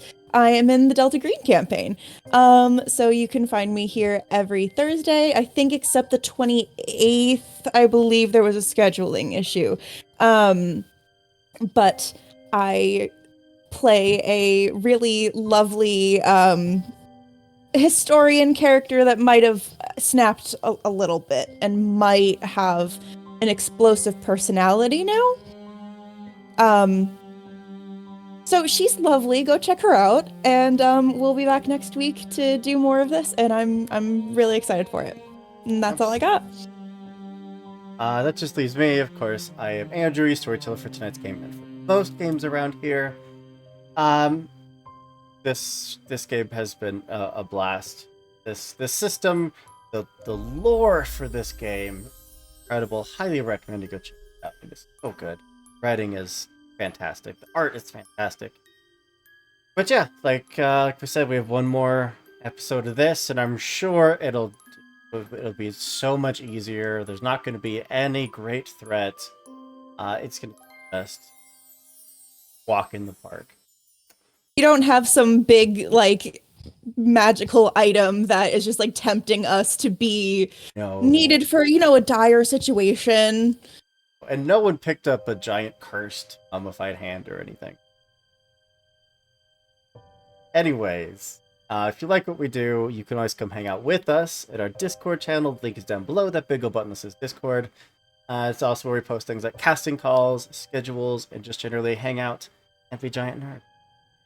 That is all I have. I'm going to throw a raid over to our friends at Enchanting Sorcery. If any of you know Sir Heckalot, they're currently over there rolling some dice. So we're going to go share some love.